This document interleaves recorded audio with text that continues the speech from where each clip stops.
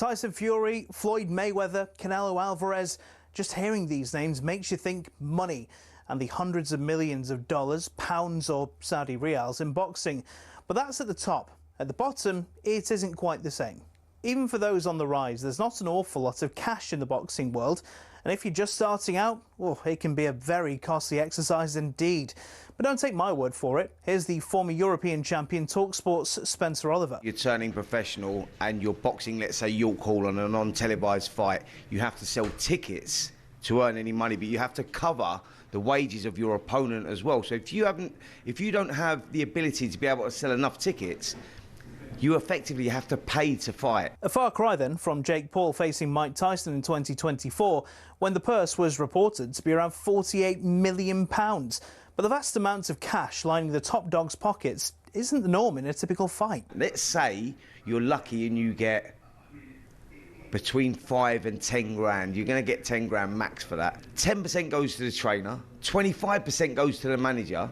Then we've got the tax man to pay as well. So we're cutting that money in at least half. So now you've got 5 grand for a 10-week camp. So you're talking about a guy here earning, he might be clearing 500 quid a week. How do you support a family on that? So boxers chase the dream. And, you know, there's probably 2% of them that actually make it. So say you do make it and you start to rise up the ranks. Strikers Boxing, a training academy, says the mid-tier fighters can earn more, somewhere between £10,000 and £50,000 a fight, depending on record, profile, opponent and popularity of weight class. It's only at the top level does the real cash start flowing in, with the top-tier professionals, i.e. those going for titles, earning 6 figures a fight. Something else you'll have heard of is the terms prize fighter or journeyman. A prize fighter is, as it sounds, someone who picks up fights where they can and gets a nice big check if they win. Journeymen are the fighters who take on up-and-comers, effectively used for experience in the ring. Even if they're going up against the real prospects, a young Anthony Joshua, for example, these guys will be lucky to earn more than 10 grand. So the average boxer isn't as rich as you'd think.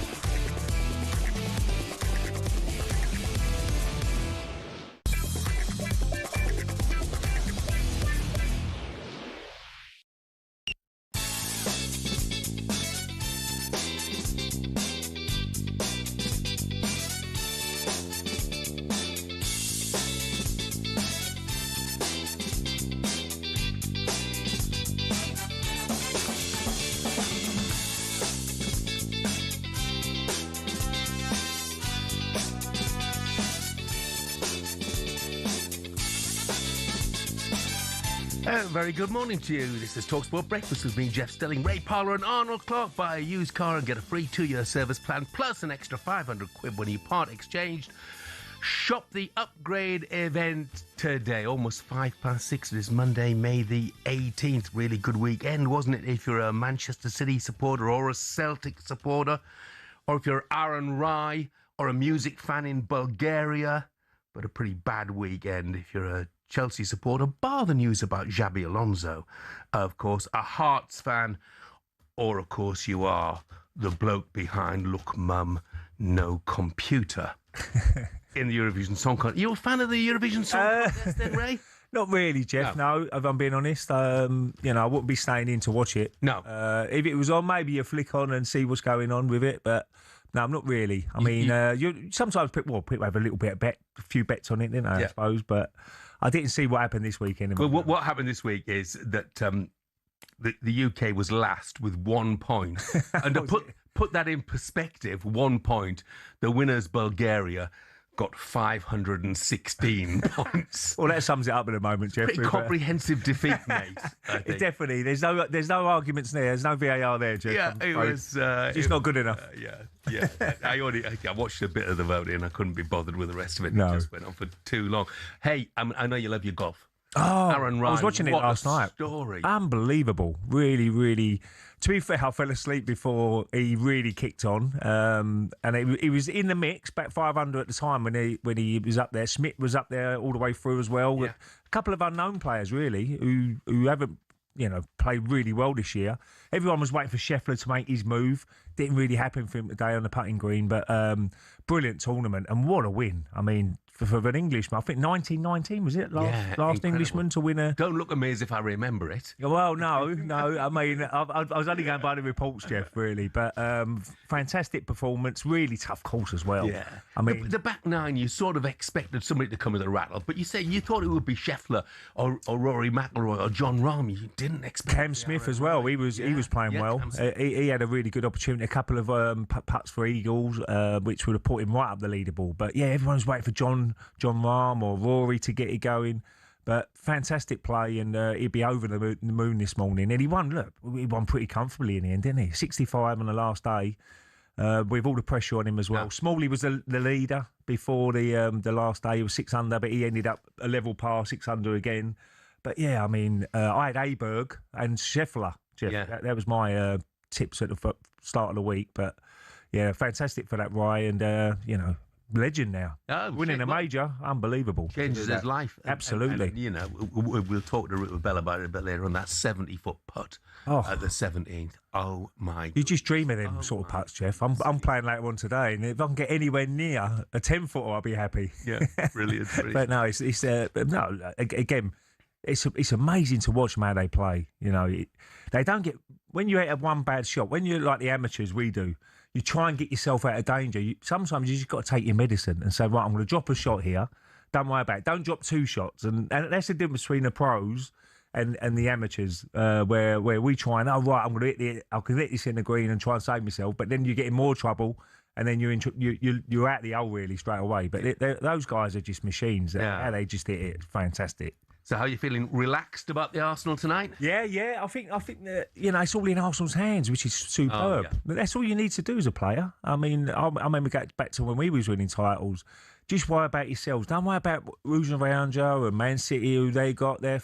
Just do your job as a team and as a player, and then you win the title. And they're not relying on Bournemouth to get a result or Aston Villa at the end of the season from Man City's point of view. It's all down to Arsenal. If Arsenal win 2 games in the next 2 games, they are champions of England, which would be fantastic for the club. It's been a long time coming, 22 years. If you said to me, I was playing in that 2004 season, if you said to me they ain't going to win it for another 22 years, I would have said, I'm not too sure about that. But that just shows you how competitive it is, how good Man City have been over the years, Liverpool. So it'd be good for the club to get back winning in winning ways, really, especially the League One. The League One for me is always the most important one. Don't get me wrong, if you can win a cup, it's fantastic. But to win that title is the league doesn't lie, as they say. Whoever wins the league's the best team. Whoever comes bottom are the worst team. Talk about it more later. I can't see them slipping up. Mark, you are a bad lad. It's this time of the morning.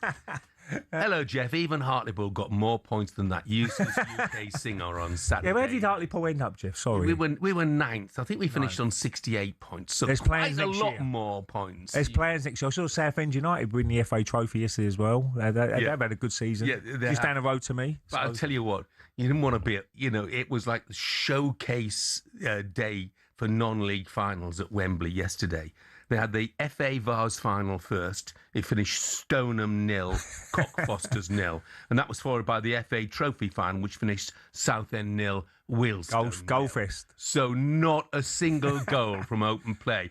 They both went to penalties, and in the end, Southend and Stoneham were the winners. So, but well done at them anyway. Look, devastating defeat for West Ham. 3-1. Newcastle never, ever in the game, in truth. No. Roy Keane pulled no punches afterwards. He said they suffered from an utter lack of intensity and desire. Said the players stood around feeling sorry for themselves. After the match, Nuno said his team have got to regroup quickly ahead of what he hopes will be a huge final game of the season. Yeah, we are upset with the result, upset with the performance and the need that we had, that we didn't achieve a chance that we missed. The frustration is there. What we have to try is, we have a tough week ahead of us. Work, respect, and try to finish the season with dignity. Let's see what happens on Tuesday. Still possible, but realize that it's very difficult. You know, look, Spurs need 1 point from 2 games. That's what the gist of it is, Ray. It's hard to see them not getting a point. No, I think that was... You go back to when Spurs beat Villa. And I think West Ham lost to Brentford, didn't they? Yeah. And that for me, that was the turning point there a little bit. But yesterday, West Ham were poor, really was. I was watching it and I was thinking, come on, you know, this is for your future to stay in the Premier League, and you needed a bit more energy. I mean, it was a bad mistake, the first goal, wasn't it? I mean, the goalkeeper left it short. Yeah. He nipped in. Good finish in the end from Volta. But it was a game where, come on, this is our lives are going to depend on this going forward. We want to stay in this Premier League, and I just didn't see that desire. I really didn't. I had them down in my predictions, West Ham to win, because I thought Newcastle, really, what they playing for? Nothing. And West Ham are playing for their lives, so I thought they just might have that little bit more edge. But in the end, Newcastle were very comfortable winners, weren't they? I had West Ham down to win there as well. You know, I thought first team squad, reportedly they all have 50% salary cut clauses in their contracts. Talk about needing an incentive, but they didn't look like it. Well, I think a lot of the big boys probably believe in anyway. Oh, they will. And I'm sure there's clauses in it where they can leave as well. Yeah. So I'm sure there'll be a little bit of a queue for Bowen and people like that if he is going to leave West Ham. But who knows? It's a shame. Look, it ain't over yet, but I'd be amazed if Tottenham blow it now. I mean, look, Chelsea, you never know what Chelsea are going to turn up, but you expect them to get at least a point there. You do. The only thing is whether they have an FA Cup final hangover or not. Look, speaking on last night's final word, Alan Pardew warned they'll have no choices as the Hammers but to offload their high earners to balance the books. I remember West Ham bought big in the last window to try and correct the situation. And you know, change managers. It's a very expensive business to try and stay in the Premier League, and when you don't, then that is just amplified the issue. And where does this leave the players like Jared Bowen, Somerville, and some of the class players they have at West Ham? Well, very similar to when I took over, I'm guessing, because when I took over West Ham, they just got relegated, and Defoe, David James, you know, all those players, Michael Carrick, they all moved on because, you know, they got suitors in the Premier League and you're under financial pressure to bring some cash in. Yeah. So Bowen, Somerville, Mateus Fernandes, Diouf, Disasi form an orderly queue at the exit door. I think that's the message there. Because West Ham, without the sort of TV money they get now, I mean, goodness knows what the crowds are going to be like. They get 62,000 on a regular basis. Well, that's one thing about West Ham. They've got a great fan base. They will still turn up. They're not going to fill the place in the Championship. It's going to be difficult. It's going to be difficult, but they will get behind them. And if they start well in the Championship next year, if they do go down, you know, that crowd will get behind them to try and bounce straight back up. And, you know, there's lots of things need to change at West Ham. Yeah. But the board and all that sort of stuff, how they're going to run the club. And people always argue that, since we left Upton Park. But I wouldn't put that down as a blame. Yeah. I think certain areas it's been run pretty poorly, West Ham. The other question, of course, is what happens to Nuno? But after that performance at St James's Park yesterday, West Ham fans, love to hear from you. 03717 223344. By the way, Newcastle's best performance in a long old while. I thought that was, and Asula's a right handful. And Lewis Hall, is he going to the World Cup? I think he probably will be. Carl, the United fan, says, Jeff, top 4 confirmed. You were right all along. Carl, thank you very much indeed. Coming up, is it all smiles again at Chelsea following the appointment of Xabi Alonso?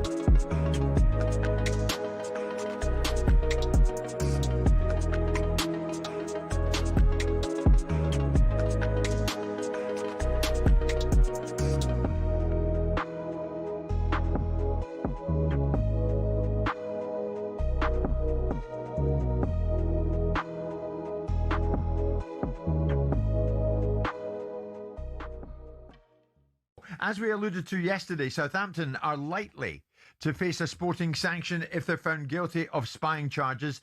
As a result, they could end up being thrown out of the playoff final to be replaced in that final by Middlesbrough instead, the team that they put out last night at the semi-final second leg stage. We said we'd look into this more thoroughly from a financial, legal expert point of view, and the very man who fits that bill is sitting to my right. Stefan Borsten joins us live in studio. And Stefan, good morning to you. Hi. We'll get into how this may or may not play out in the courts. Is there a precedent, Stefan, for chucking a team out of the playoffs? Well, it happened to Swindon, but it was different. Well, not in terms of the playoffs, but in terms of sort of annulling the promotion. But it was a different situation. I mean, there's no situation where you've had it all come to a head within this small window around the playoffs. In terms of spying / espionage, there's really very few cases anywhere in football in respect of this. So you've got the Leeds situation that we know about, where it was systematic. They ended up with a £200,000 fine. And effectively, the other part of the sanction was to vote. Get ready to get that winning feeling with talkSPORT Win, because we're giving one lucky listener the chance to win a massive £25,000. Oh my God. Go to talksport.com/win to enter now, and you could win 25 grand in your hand, tax free. Oh, that's incredible. Get that winning feeling courtesy of talkSPORT Win. Thank you very much. Find out how to enter now at talksport.com/win.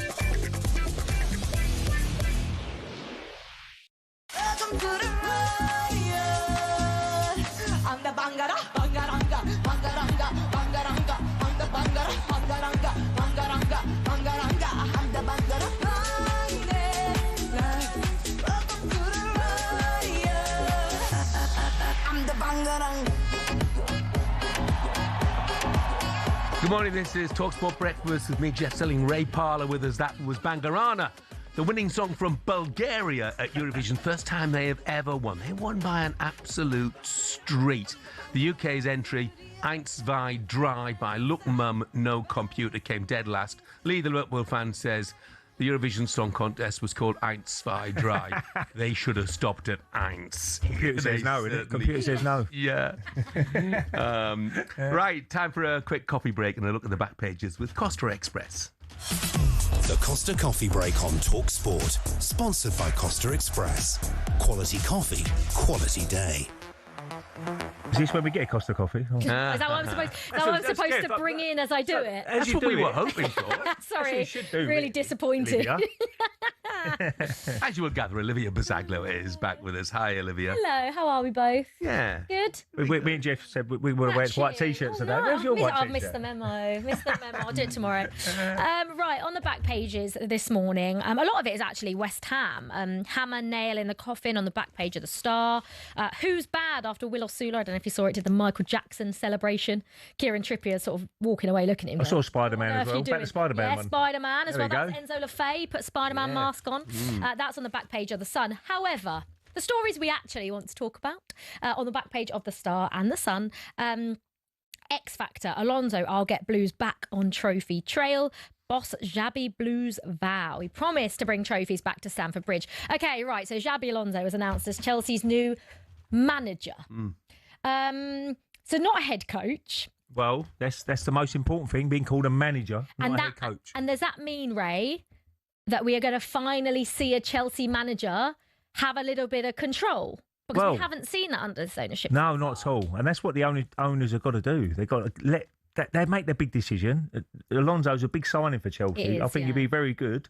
But let him get on with it himself. You know, you can't get involved. You can't be saying, "Oh, look, I will do this, do that, do this." You're the manager. That's why you're paid lots of money to be a manager, not to do what they want you to do. If you know what I mean, you've got to make big decisions as managers. I mean, you obviously at Arsenal, Arsene Wenger was. How much control did he have? Did he have total control? And could you see Alonso having that amount of control? I think David Dean was very important at that period under Wenger. But Wenger always, David Dean, they had a really good relationship together, Jeff, where Wenger would probably make the final decision, but David Dean would put options in front of him and say, well, about this, about that, about this. Obviously, contracts was probably down to David Dean a little bit more than Wenger, but Wenger was always the good thing about Arsenal. He was always on your side, trying to help you out as a player. Yeah. And the players knew that, so they want to try a little bit harder for him, if you know what I mean. You try anyway for the shirt. You play for the shirt, but if the manager's trying to help you out as well along the way, you run around a little bit more for him. But what makes me interested here, Olivia, and I've got a lot of time for Xabi Alonso, and his win percentage at Bayer Leverkusen Real is absolutely brilliant. Yeah. When he talks about bringing silverware, what sort of silverware is he thinking about then? I think. Listen, Chelsea get to finals, they may not be in Europe next season. No, and I'm sort of stuck between the results yesterday actually went for Chelsea, and if they hadn't messed it up so badly over the last 6 or 7 weeks, there's still a chance that Chelsea finish 8th and get Conference League. There is still a small chance they could finish in the Europa League, but I don't want Conference League. I don't think that competition is made for teams like Chelsea because of what happened last time. Played our kids up until the semi-finals and then played our good players and won pretty comfortably. I don't know whether a season out of Europe is quite good for Xabi Alonso.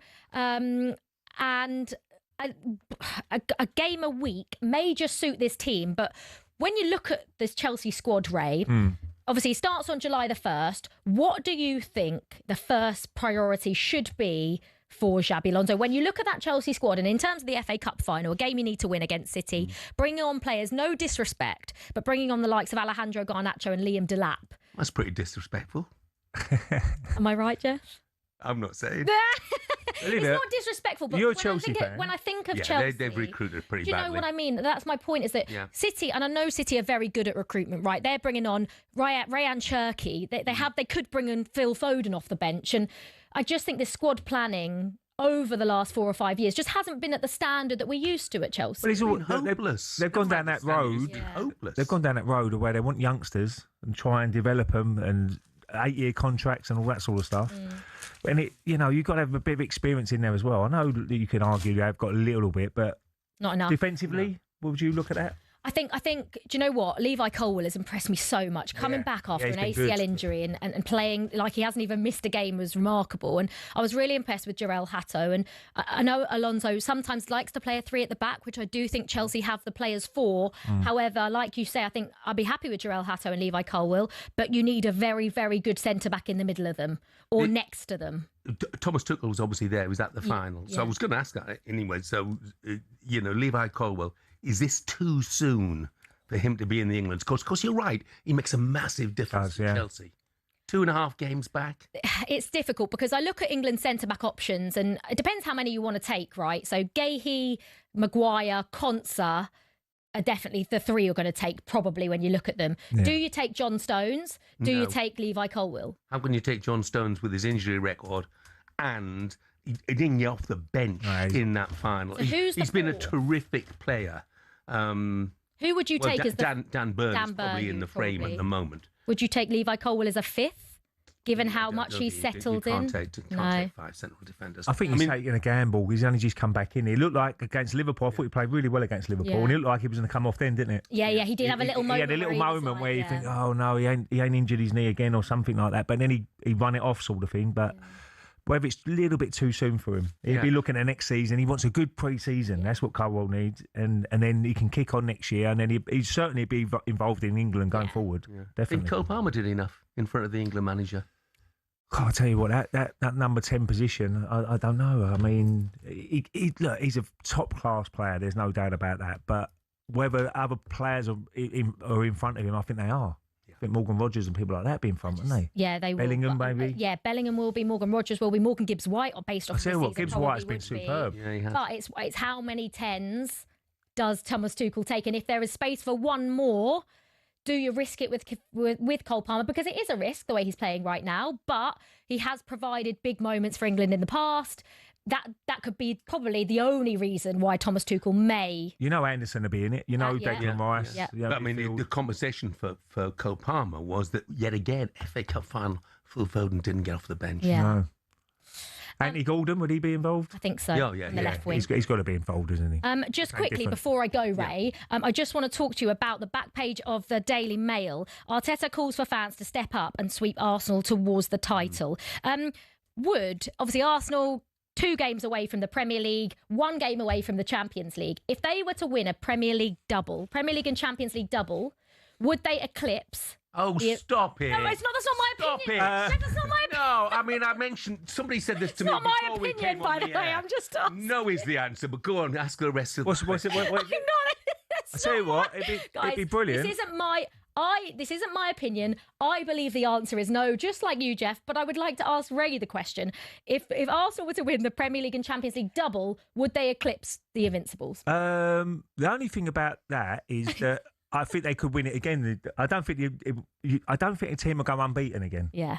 But you can win the Champions League again, I suppose. You could win the Premier League and Champions You can win the Premier League and Champions League again. Yeah. What's your answer? You ain't going to get a team that. Oh, no, it'd be amazing because Arsenal never won a Champions League. Yeah. And that would always. That was the always bearing thing with Arsene Wenger. He was so disappointed not to win a European trophy. Yeah. But in Arsenal's day, you couldn't afford to lose 2, 3, 4 games in the Champions League and still gone and win it. We didn't have a massive squad either, Jeff. Yeah. If you look at their squad now, I mean, they've got players in. I know they've had their injury problems, but they've got players everywhere, haven't they, to come in and do a decent job. Yeah. But we only had probably 20 players in 20. They've got 26, 27 now. Yeah, to go through an entire season in the Premier League unbeaten is astonishing. And I know they drew a few games, but it's an absolutely astonishing achievement. And by the way, Arsenal haven't won the Champions League yet. Nope. So let's ask the question after they've won it. They haven't won the Premier League yet, so let's ask after they've won it, not before they've won either of the things. Totally right there, Jeff. Olivia, thank you very much indeed. And that was thanks to our friends at Costa Express. Coming up, the Costa Coffee Break on talkSPORT, sponsored by Costa Express. Quality coffee, quality day. Coming up next, we'll be looking at events, and they were eye-catching, weren't they? In Scotland at the weekend.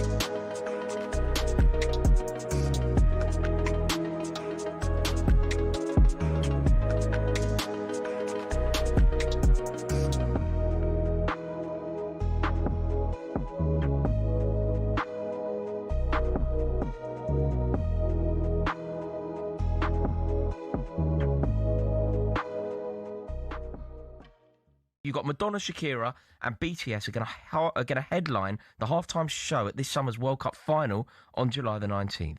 The halftime show during last summer's Club World Cup in the United States between Chelsea and Paris Saint-Germain lasted more than 24 minutes.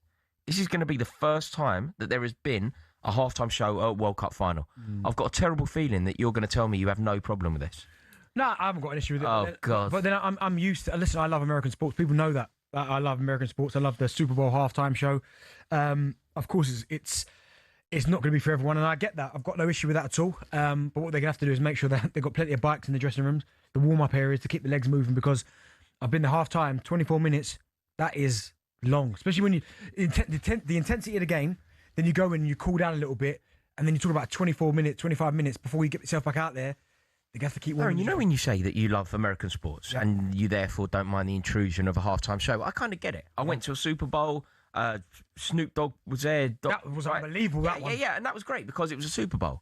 But I wouldn't necessarily want that at an FA Cup final. I think when you buy into the American experience, you get the American experience. Why are we getting the American experience in a game that doesn't necessarily need one? Probably because it's in America. I think if it was elsewhere, it probably wouldn't be. That wouldn't be the case because it's in America. Although we started to get it in Champions League finals, haven't we? We've had Dua Lipa at a Champions League final. Yeah, you know, I get it. It's not for everyone, and I've got no argument. If people come on here and say, "Nah, it's rubbish. I hate it." Then listen. You're going to get no argument from me. I just quite like it. But then also as well, it depends on the act. Like, listen, Shakira. I know a couple of her songs. Madonna. I'm not a fan of Madonna. I know she's a legend, but that's not my cup of tea.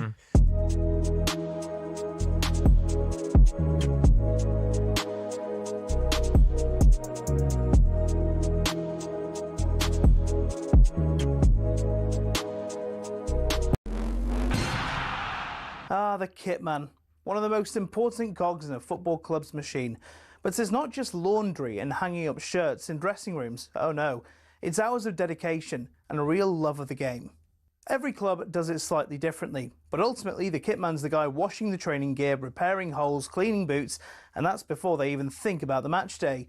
The day before a home game, a kit man will already be at the stadium making sure the kit is ready to be laid out, and if anything needs doing in terms of printing, stitching, cleaning, it gets done. On the day, the kit men are almost the first ones there in the morning. They're unloading kit from the training ground, medical bags, anything else a player or a coach may need between their arrival and full time. Once things are in full swing, they actually help with the warm-up too. When the whistle goes and the match kicks off, it's the one time a kit man can put his feet up. At full time, if they're at home, it's easy. All the kit goes in the washing machines, dries and is ready for use within the next 24 hours. Away from home, it's a different story though. If you're a kit man for Spurs, for example, you can't exactly use the machines at St James's Park. So it's back into the van, or onto the chartered flight, back to the training ground, wash everything there, and be ready to go again for the next game. Some might have to go to Europe a day later, so the pressure is definitely on. Working for a football club might look glamorous on the face of it, but we salute those who dedicate their lives to scraping mud off boots and washing a millionaire's underpants.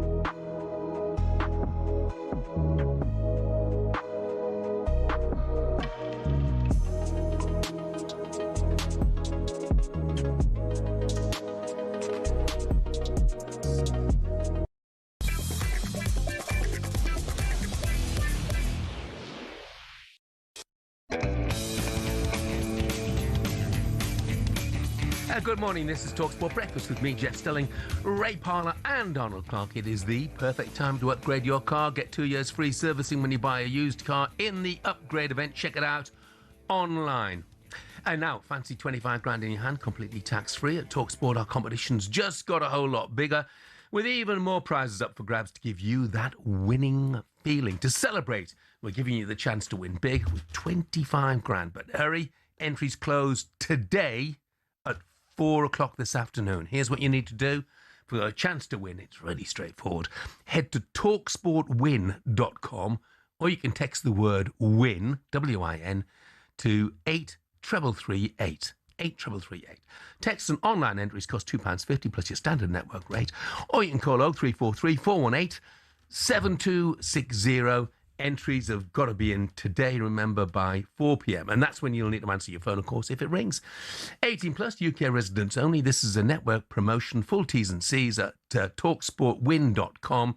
So for your chance to win, text WIN to 83338 and do it right now. Simon in Barnsley says, morning, Jeff. When's the final squad announcement? Will Dominic Calvert-Lewin from Leeds go? Is it next Friday, Jeff? 22nd? 22nd, Yeah, yeah, 22nd. it is the 22nd. So we're getting very close.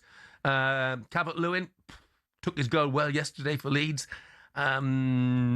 I think the fact, I don't know about you, Ray, I think the fact that Ollie Watkins' form is so good now. I think Ollie will be on the plane. Yeah, I think it probably just knocks Dominic Calvert-Lewin out of the picture. Do you think? Yeah. I mean, I always say if we're going to have any chance of getting to the latter stages, we've got to get Harry Kane. He's got to stay fit. He's got to be ready to go. Because he's our main man up front. But you do have to have, obviously, reserve players to come on. And Ollie's got that bit of pace as well, hasn't he? So I think he could cause a few problems. He made a bit of a difference in the Euros when he got just those little fleeting opportunities of coming on. You know? But you've got to think, Harry Kane sometimes plays a little bit deeper, doesn't he, now? He can play that. You see him, like, for Bayern Munich, when he set up Diaz's goal. He was really deep and a lovely ball through for Diaz. So he will drop off a little bit. So at times you might be able to play two. Harry Kane might be able to play in that number 10 role at times. Yeah. But you want him out as that because you know he can. But when he gets an opportunity in front of goal, Harry, more than often he puts it in the back of the net. So he's our main man. You always got to have a good keeper, Jeff. If you're going to have a chance of winning a competition like the World Cup or Euros. And you've got to have a good striker who can put the ball in the back of the net. So hopefully Pickford can have a great tournament and Harry can bang the goals in. Well, they're two guaranteed starters, aren't they? Yeah, absolutely. Now for the neutral, the Scottish Premiership title race didn't plan out quite the way they'd hoped. Celtic 3, Hearts 1. There's no question now that Celtic will be the champions of Scotland for the 56th time. Hearts with the last chance to try and get that equaliser that would have clinched the title from a free kick sent into the penalty area. Everybody was up, including the goalkeeper Swallow. Celtic able to clear, and it gave Callan Osman, the 20-year-old substitute, just his fourth appearance for Celtic, racing from the halfway line. An empty goal in front of him. He tapped home, the referee then blowing up for full time. So dramatic stuff at the end of each half, but Celtic winning the title again. Yes, Celtic win the title once again, fifth consecutive title as well. They come from behind to beat Hearts in that key game the weekend. Don't want to talk too much about what happened at the end because we all know it was completely, totally, utterly unacceptable. We'll concentrate instead on action on the pitch. Joining us now to look back on what was ultimately heartbreak for Derek McGuinness and Hearts is their former defender, Christophe Berra. Morning, Christophe. How you doing, Christophe? How you doing? I'm good, thanks yourself. Yeah, good, thanks, mate. Look, obviously, Hearts bitterly disappointed, but let's look on the positives for them. This has been a real breakthrough season, hasn't it? Do you think they can build on it? Yeah, it's been an incredible season. I think obviously the manager's had a big impact, and obviously Tony Bloom as well with his recruitment, and I think that's only going to get stronger. But recruitment's key, but if you've not got the right manager in place as well to get everyone to gel together, work hard, which Hearts have done. You know, they've had many hurdles this season when a lot of people have said that the bubbles burst, but they keep on bouncing back. And you know, I think from the previous years, you know, and you're expecting, yes, maybe 7 out of 10 of the signings through the analytics. Hopefully, will hit the ground running. So fingers crossed.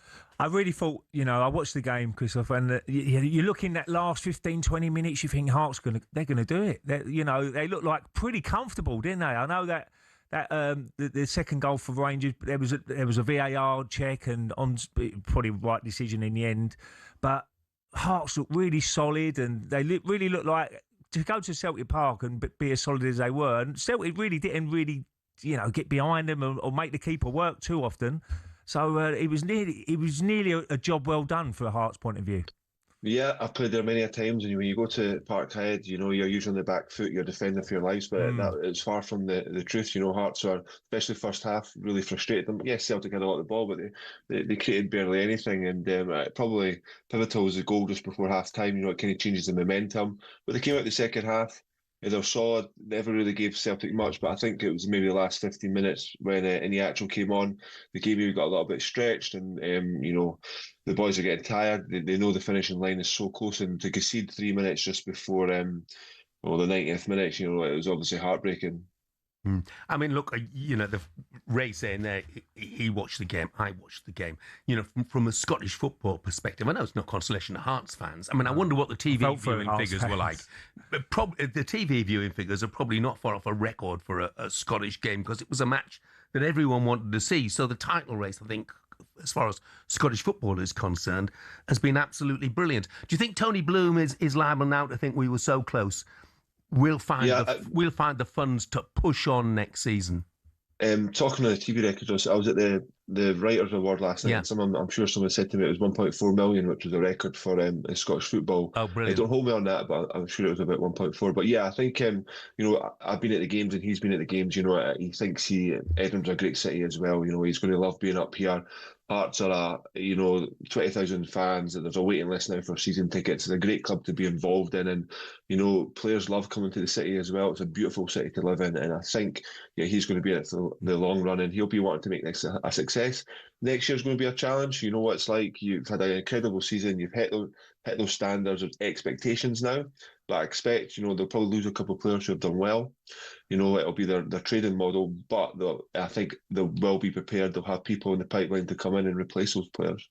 Where do you think, Christopher, that they really need? Where they come up a little bit short this year? Was it strikers? Was it down to the defence, midfield? Where they just was a little bit short in the areas? Well, I'm sure they maybe had the best defence in the league, and they scored just maybe the third most goals, so it's not too bad. I think one area that it's highlighted, and maybe not got anyone who can in that midfield area who can break the lines and play forward passes and create chances and create assists. A lot of their assists have come from their wide men, Shankland, set pieces. So to find that kind of player, which is difficult, it'll cost money.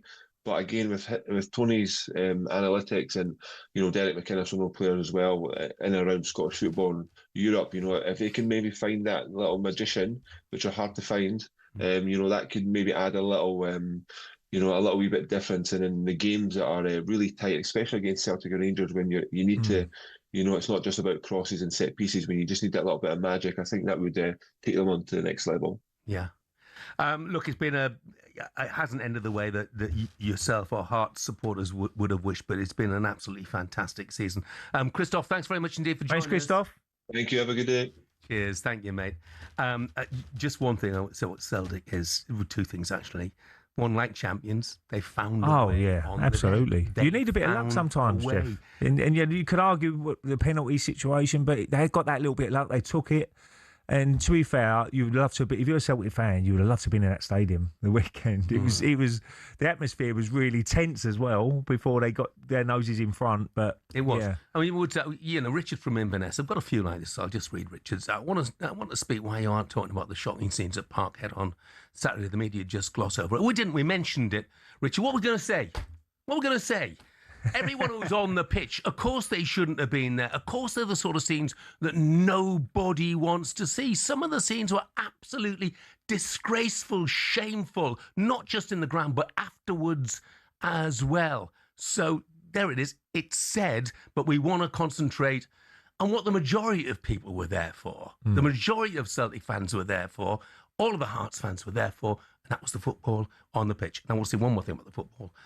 Martin O'Neill, oh my goodness, what a job he's done. Unbelievable. I'm so pleased for him as well, because we all love Martin, but you can see him at the end as well. He just don't want all the limelight, does he? He loves it. He just loves his job.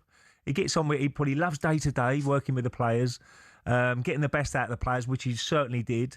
But at the end, there was all going, come on, and he was going, no, it's all about you guys. That's the sort of guy he is. So I'm so pleased for Martin. And as he said before in his interview, didn't he? He said, this has made me live this football, and he's a passionate man, and he sees the passion with the fans and the players, and, I'm so pleased for Martin as well. Yeah, no. Fantastic. Brilliant bloke, brilliant achievement as well.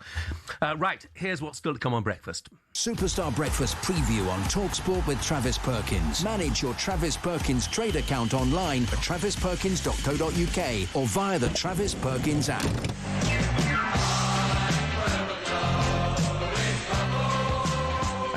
Looks like those bubbles will be blown for West Ham next season in the Championship. Hammers fans, you resigned to your fate now? There are compensations, I guess, aren't they? A VAR-free season? And a double header with Millwall. Is that something to look forward to? Oh, my goodness. 03717223344 is the number to ring. Give us a call. That was our breakfast preview with Travis Perkins. Superstar Breakfast Preview on talkSPORT with Travis Perkins. Get free next day track delivery. Head to travisperkins.co.uk or download the app.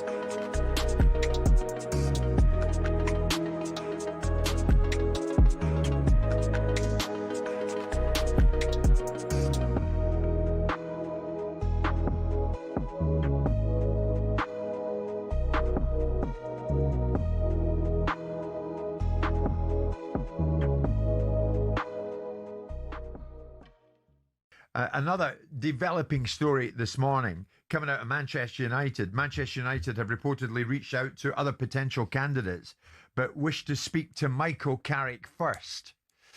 What do you read into that? Is the significant fact of that Carrick gets first dibs in speaking to those who will make the ultimate decision? Well, in other words, he's leading the way. I find it strange how these things come out. Like, who is it leaking the fact that United have spoken or speaking to other candidates before they speak to Michael?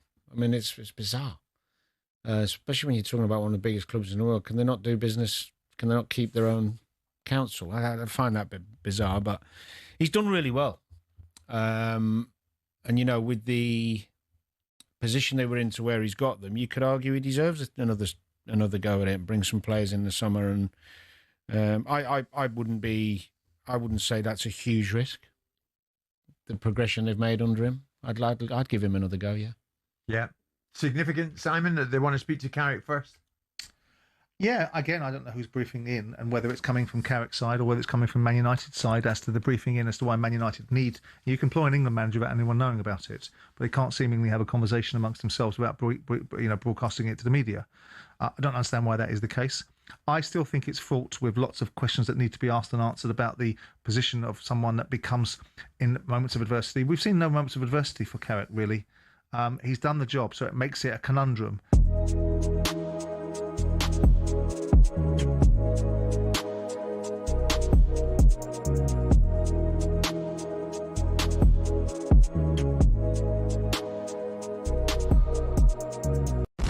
Get ready to get that winning feeling with talkSPORT Win, because we're giving one lucky listener the chance to win a massive £25,000. Oh my God. Go to talksport.com/win to enter now, and you could win 25 grand in your hand, tax free. Oh, that's incredible. Get that winning feeling courtesy of talkSPORT Win. Thank you very much. Find out how to enter now at talksport.com/win.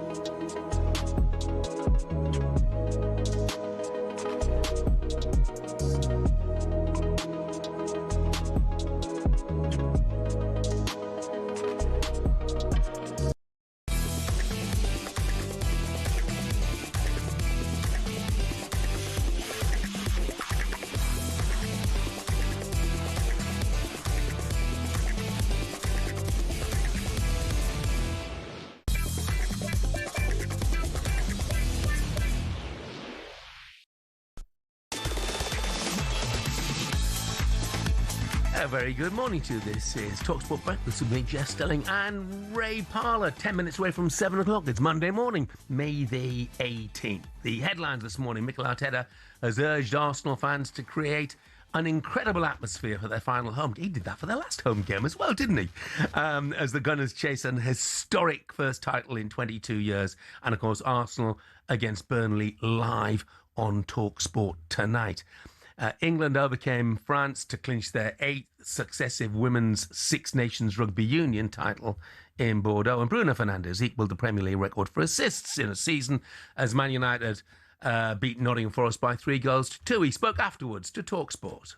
No, obviously it feels great, like we're talking about two of the best players that the Premier League has ever seen, and being together with them in this category, not in anything else that they have done, because obviously, as I said, two of the best players that the Premier League has ever seen in the last years, and I'm very happy to be in their company in this assist record. I'm very proud. It's a very proud moment for me because it's not easy. You can find a way of making it easy on the eyes of someone, but it's not easy to get 20 assists, and I'm very proud of that. 20 assist level, the players he was talking to, obviously, Thierry Henry and Kevin De Bruyne. Been a lot said about the comparison between Henry, De Bruyne and Bruno Fernandes, but maybe we should just celebrate his achievement. Absolutely. Instead. Yeah, no, he's had a great season, Jeff. I think Man United fans will be really happy how it's all ended up. Yeah. Third place. You go back,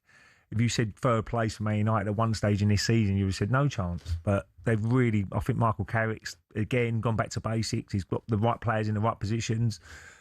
Change of formation, which has worked for certain players, the more better players, if you like, and probably Fernandes is he's shone in that sort of role he's playing in now. So well done to Bruno. I think he's been there's lots of people sometimes say he goes missing in big games, but he's really stepped it up this year, and he's been probably one of the players of the season. So fantastic, and now I'm sure Michael Carrick will somehow get that job, won't he? And they can really build next season. Well, see where they go. Talk is he's getting a 2-year contract. Well, that's what I would do if I was Man United. I mean, you don't have to give people 5-year contracts now. Michael would love the opportunity just to, prove himself with a 2-year contract, and then if he does well, then you give him another 2 years or 3-year contract. That's how you got to do it. You give big managers 5 years and 6-year contracts, and it all goes wrong. Suddenly, you get left with a massive bill to pay because it ain't just the manager. You got all the coaches and everybody involved in the setup of the club. So I think that's the right way to go if you're Manchester United, and I'm sure Michael will be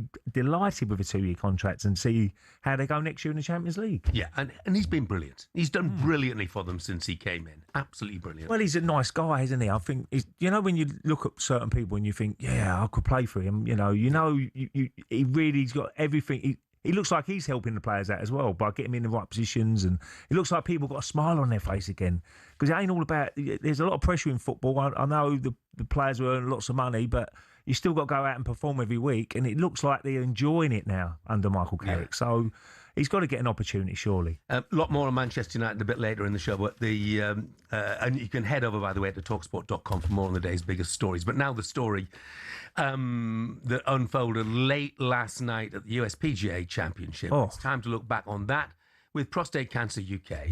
PGA Championship review on talkSPORT with Prostate Cancer UK. Take on 72 holes of golf in one epic day and help save lives with every swing. Search the big golf race now. We look back at last night because it was an absolutely amazing night for Wolverhampton's Aaron Rai, who pulled off a sensational win in the USPGA Championship. Joining us now, talkSPORT's golf correspondent Rupert Bell. Morning, Rupert. How you doing, Rupert? Very good. It was intoxicating viewing. It was, mate. It was. Even on the small screen of my mobile phone, which is how I had to watch the closing stages. But tell me, Rupert, look, never better than 19th in a major, and yet he looked so serene, even though he had this pack of big names right on his tail. Well, it was the lightweight playing against the heavyweights in the land of Rocky Balboa. I mean, it was extraordinary the way he coped. He didn't necessarily think he's not a grip it and rip it merchant. He just plotted his way. The decisive moment, the moment that I think gave him the self-belief, was when he got the eagle on the 9th. because he hadn't been playing that well, dropped a couple of shots. But that moment, he then transformed into this Zen-like figure who never seemed to get ruffled by anything. While all the rest of them were struggling on the greens, he then managed to come home magnificently. They say in majors, it's about what you do on the back nine. Well, for a man who's won decent tournaments, he's won beating Tommy Fleetwood twice in playoffs in big events on the DP World Tour. Yeah, this was a different level. When you looked at the leaderboard before the final round, everyone's saying it's McIlroy, it's John Rahm, it's Scotty Scheffler. But Aaron Rai just went about his business. There was a birdie on 16, and then that putt on 17 was the absolute icing on the cake. And then he was almost in a position of freewheeling, and he nearly got a birdie on 18. An incredible round that he has been. He's such a hard worker, but all that work paid off. And to see him so calm was just a pleasure to watch someone come through and win a first major. And the first Englishman since 1919, when Jim Barnes won the second of his titles, when it was back then a match play event. Well, Rupert, I just want to ask you, I mean, I'm going to go golf later on myself. And how many people are going to wear two gloves now? Well, it's good. He seems to do something. I mean, is there a lot of golfers who wear two gloves?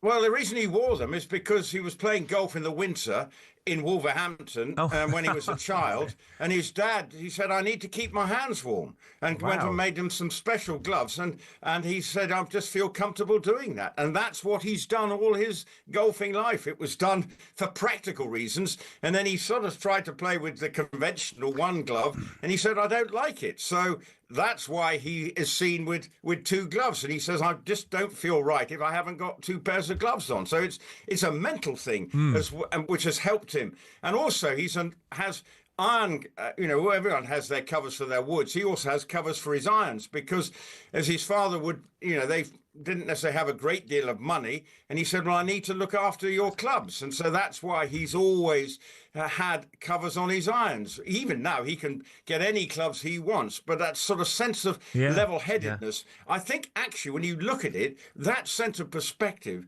is what helped him get over the line yesterday and to run away with it, to win by 3 shots when you saw the compacted nature of the leaderboard was a fabulous achievement for the 31-year-old. And a very, very popular winner, Rupert, amongst his fellow pros. Oh, definitely. You saw Ludwig Eiberg gave him a fist pump when he held the pump. Rory McIlroy, all talking very, kindly about him. All of them realising what a hard-working, unassuming, but genuinely good bloke he is. And I've seen him around on the racecourse. He's always got his family around him. He's just got a sense of perspective. And when you think golf has sort of suddenly gone into this land of squillionaires who are squabbling over how many more million they can pay for, to hear Aaron Rai's story does actually realise that what really matters is the sport matters to him. Yeah. He's not worried about the money. He's asked, does he go and spend money? He said, no, I think he was going to go to Chipotle last night after winning because that's what he likes. So, I think that's why he's different. Yeah. For him now, the challenge will be to kick on and try and win another one. Yeah, the scenes were absolutely brilliant, joyous they were, and I love watching it. So congratulations, Darren. Thank you very much indeed, Rupert. Cheers, Rupert. Yeah, see you in Istanbul. Cheers, mate. Rory never quite got it going in the final round. Scotty Scheffler's putter was stone cold. I think Smalley was up there, wasn't he? He was the lead as a start, but he had a double bogey on a really important hole. He clung on pretty well. He did in the end, he did. That was a look back at the PGA Championship, the US PGA Championship with Prostate Cancer UK. Sign up to the big Golf Race Challenge. Golf was asked to take on 72 or more holes of golf in a day. Just choose a day at a golf club, get your mates together to raise money to save men's life. You get a free fundraising pack and information to set up your challenge. Anyone raising over 300 quid will go into a prize draw to win a golfing holiday for yourself and 3 mates at Aphrodite Hills in Cyprus. Very nice indeed. I'm sure you don't need reminding. 1 in 8 men will get prostate cancer. To sign up, visit biggolfrace.prostatecanceruk.org or search the Big Golf Race online. PGA Championship Review on talkSPORT with Prostate Cancer UK. Raise money, win prizes, and help save men's lives with every swing. Search the big golf race now.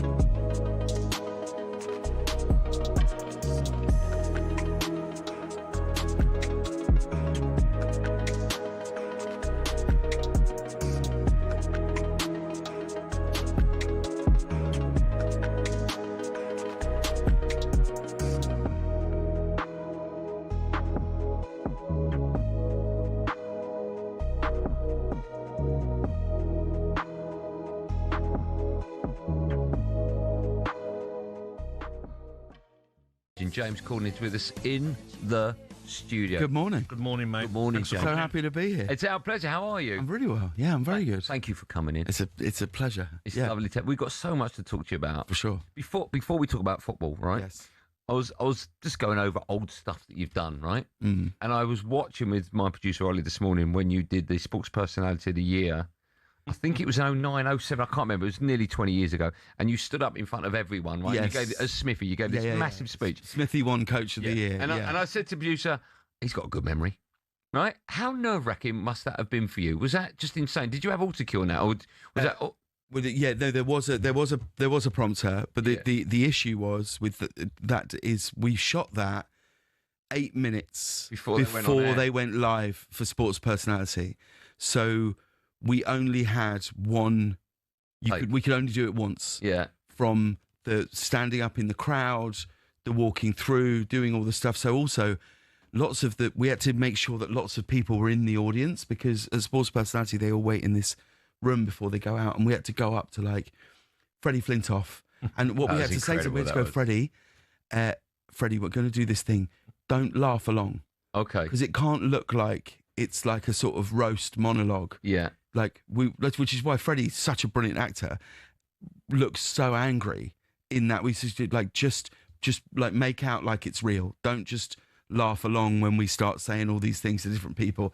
And the only instruction I was given was you can't interact with Capello because they were like, you're not allowed to interact with Capello.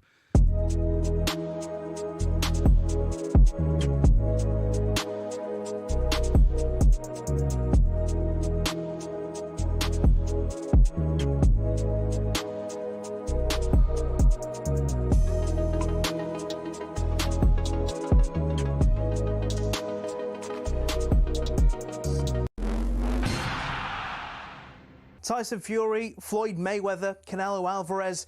Just hearing these names makes you think money and the hundreds of millions of dollars, pounds or Saudi riyals in boxing. But that's at the top. At the bottom, it isn't quite the same. Even for those on the rise, there's not an awful lot of cash in the boxing world. And if you're just starting out, well, it can be a very costly exercise indeed. But don't take my word for it. Here's the former European champion, talkSPORT's Spencer Oliver. You're turning professional and you're boxing, let's say, York Hall on a non-televised fight. You have to sell tickets to earn any money, but you have to cover the wages of your opponent as well. So if you don't have the ability to be able to sell enough tickets, you effectively have to pay to fight. A far cry then from Jake Paul facing Mike Tyson in 2024, when the purse was reported to be around £48 million. But the vast amounts of cash lining the top dog's pockets isn't the norm in a typical fight. Let's say you're lucky and you get between 5 and 10 grand. You're going to get 10 grand max for that. 10% goes to the trainer, 25% goes to the manager. Then we've got the tax man to pay as well. So we're cutting that money in at least half. So now you've got 5 grand for a 10-week camp. So you're talking about a guy here earning, he might be clearing 500 quid a week. How do you support a family on that? So boxers chase the dream. And, you know, there's probably 2% of them that actually make it. So say you do make it and you start to rise up the ranks. Strikers Boxing, a training academy, says the mid-tier fighters can earn more, somewhere between £10,000 and £50,000 a fight, depending on record, profile, opponent and popularity of weight class. It's only at the top level does the real cash start flowing in, with the top-tier professionals, i.e. those going for titles, earning 6 figures a fight. Something else you'll have heard of is the terms prize fighter or journeyman. A prize fighter is, as it sounds, someone who picks up fights where they can and gets a nice big check if they win. Journeymen are the fighters who take on up-and-comers, effectively used for experience in the ring. Even if they're going up against a real prospect, a young Anthony Joshua, for example, these guys will be lucky to earn more than 10 grand. So the average boxer isn't as rich as you'd think.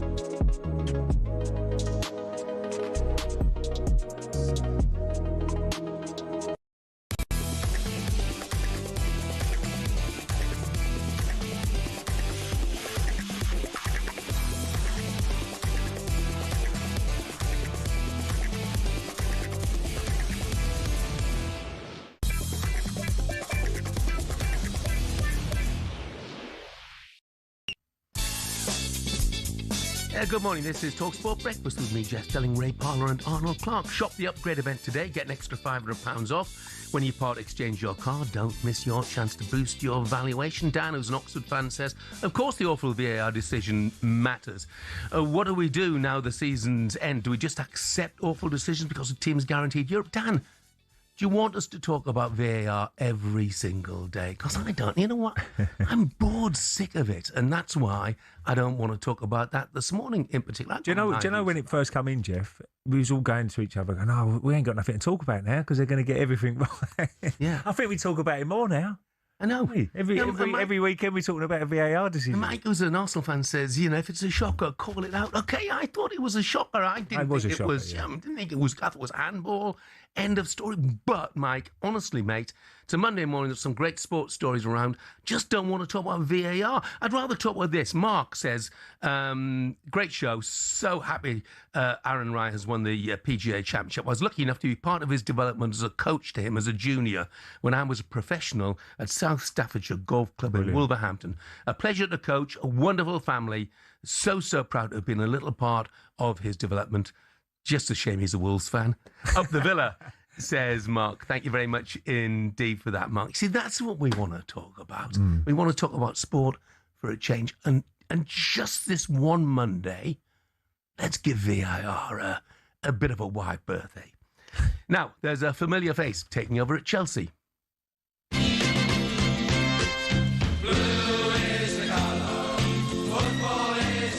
Chelsea in the last few minutes have confirmed Xabi Alonso as their new manager.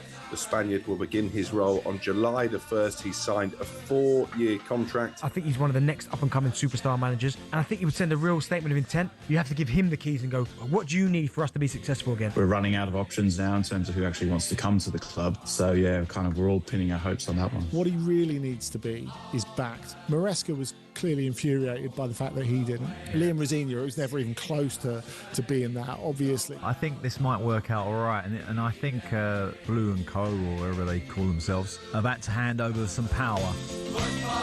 Yeah, Xabi Alonso, Chelsea's new manager. But he is just that. He is a manager rather than a head coach. Joining us for more is talkSPORT's chief football correspondent, Alex Crook. Morning, Crookie. How you doing, Alex? Morning, boys. All good? Good. So, look, 4-year deal for Xabi Alonso as a manager.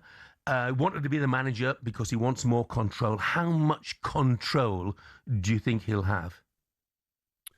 Well, certainly more than his predecessors, Liam Rosenior in particular. And obviously, as you mentioned there, Enzo Maresca was very frustrated by the end of his tenure because he had a doctor sat on the bench telling him exactly how many minutes his players could play. I don't see that being repeated under Xabi Alonso. And you're right to highlight the fact that he has been given the title of manager as opposed to head coach. That suggests that the owners are willing to hand over more control, have learned from their mistakes. In fact, speaking to sources at Stamford Bridge, they know this season has been a poor one.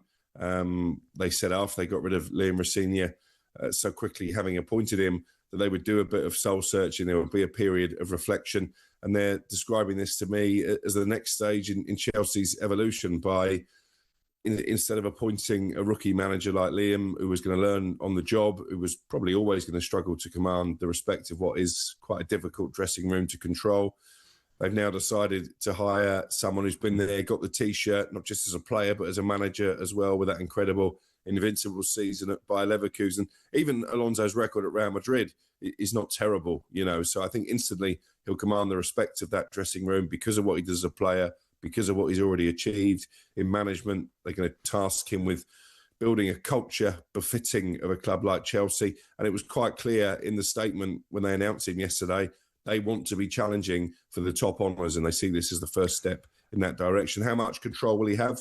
Well, certainly he's going to have a bigger input in transfer decisions than the likes of Rosenior and Maresca. Yeah, I was just about to say that. The model of Chelsea, will they change that as well? Because it doesn't seem to be working, what they're trying to achieve at the moment.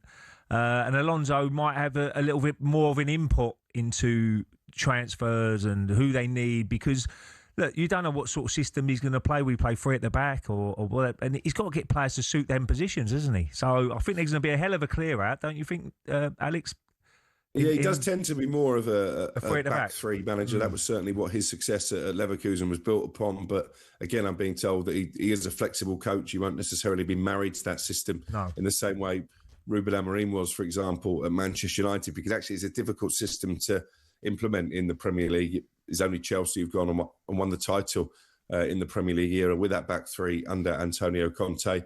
But there will be a clear-out, Ray. I think that's pretty evident. Liam Delap came off the bench, missed a good chance in the FA Cup final at the weekend. I think that's a gamble that hasn't quite worked out, so they're open to offers for him. We've already reported they're open to offers for Alejandro Garnacho. Jamie Gittins, again, seemed a strange signing at the time. I'm not sure he's the type of player that can really kick them onto the top level, so I would expect him to go. Wesley Fofana, potentially. So I think there's going to be a big overhaul of players in this window. In terms of recruitment and players coming in, I think it'll be a subtle tweak as opposed to completely tearing up the rule book. They will still put the emphasis on buying young players with sell-on potential, but I think they'll also bring in that little bit of experience. Enzo Maresca, certainly this time a year ago, was pushing for a more experienced centre-back to come in and play alongside Levi Colwill. Didn't get his wish. I think that will be a priority under Xabi Alonso to try and bring in that bit of nous, that bit of know-how to help these obviously talented young players.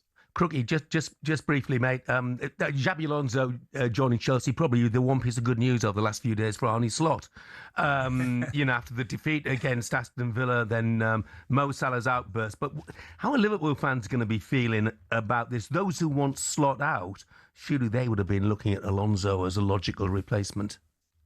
Oh, absolutely. That is the only name in town in the red half of Merseyside. As I understand it, there weren't any serious conversations between Liverpool and Alonso about him taking that job. I think actually his preference was to go to London as opposed to returning to the Northwest. So maybe it was never really on the table from his point of view. Just on Arne Slot, I thought that the statement from Mo Salah was bordering on disgraceful, really. It wasn't even subtle, was it? He's thrown his manager under not one, but 10 or 12 double-decker buses. But I think this is a player, yes, he's been a brilliant servant for Liverpool, probably their greatest player of the Premier League era, but he hasn't been this season, and I think before you start aiming shots at the manager, you need to look at your own performance and work out why you've dropped off so badly. But it is going to be fascinating to see what Arne Slot does here, because I think he's damned if he does, damned if he doesn't. Most managers, I think, would say to Mo Salah, well, you're not playing last day of the season. You're not going to get that Anfield send-off.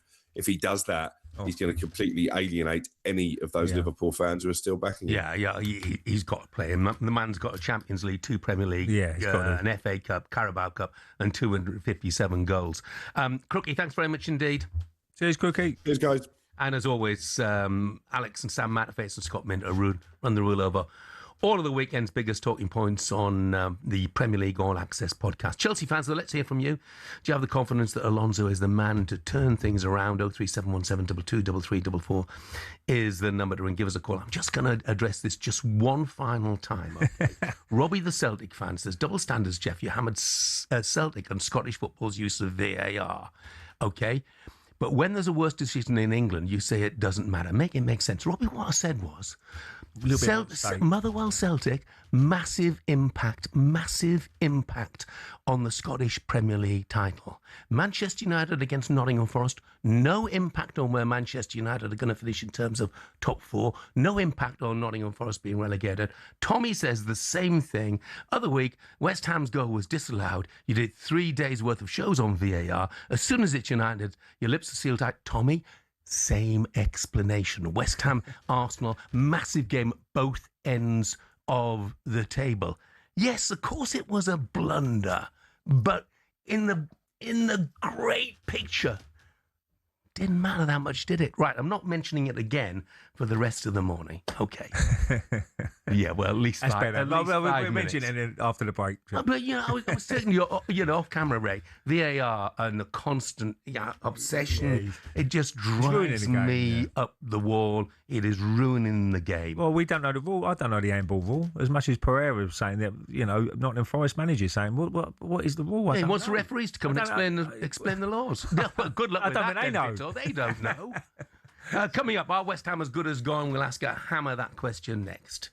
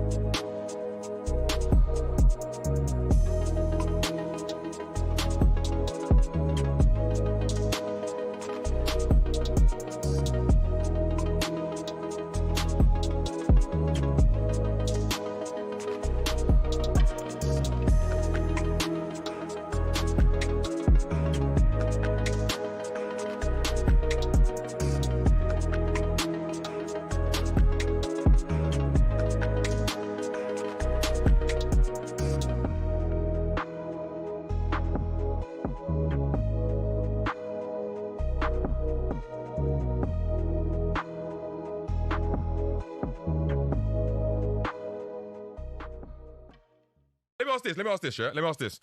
Out of all the players that Tottenham have, in terms of technical dribbling ability, is Madders not able to change the direction of the ball at drop of a hat? Is he not, though? Is that not his bag? Yeah. That's what he can do, right? Yeah. Come on now. How often? Come on now. What are we talking? You're talking about James Maddison. Oh, here we go. He hates him. I don't care about James Maddison, but we can't pretend that James Maddison is some sort of... Madders would walk into your squad right now.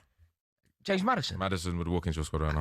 There isn't a Chelsea... And furthermore, in terms of your 10s and creative players, if Madders was on his day, he'd be the best one in your team.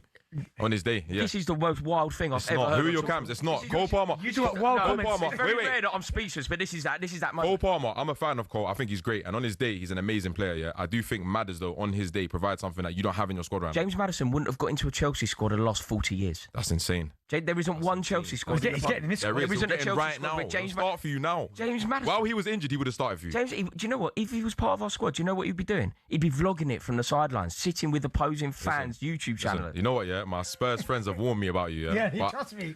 But look, I respect it. I actually respect what you're saying. Like, it's fair enough. You're entitled to an opinion. You're wrong, but you're entitled to an opinion. I'm completely correct. No, you are wrong. Trust me. You're wrong. You're actually wrong. He's wrong. Tell him. Do you know part of the reason why Tottenham are in this predicament? Go on. It's because of the standards that are set by Vice-Captain James Maddison, sitting in the stands, vlogging with angry Ginge as you concede goals against Man United. I have no problem with that at all. I think he's a great player. If he wants to vlog while he's injured, he's got an ACL. What do you want him to do? Sit around moping?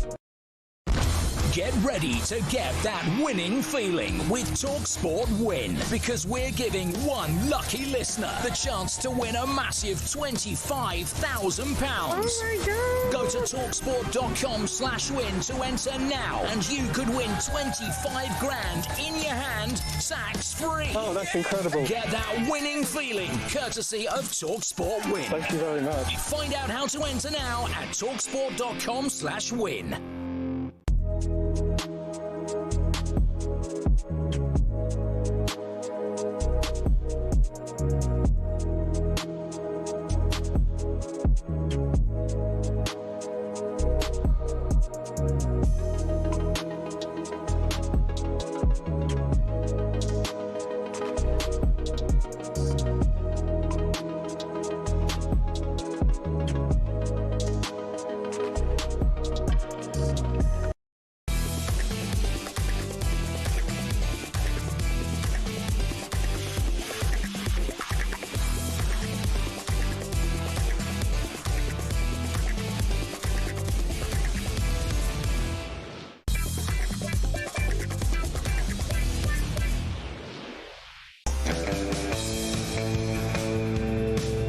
Good morning, this is talkSPORT Breakfast with me, Jeff Stelling and Ray Parlour. 21 minutes past 7, Monday, May the 18th. Lucy from Ferndown says, fed up with the media moaning about Mo Salah. So many players present and past supported Mo's comments.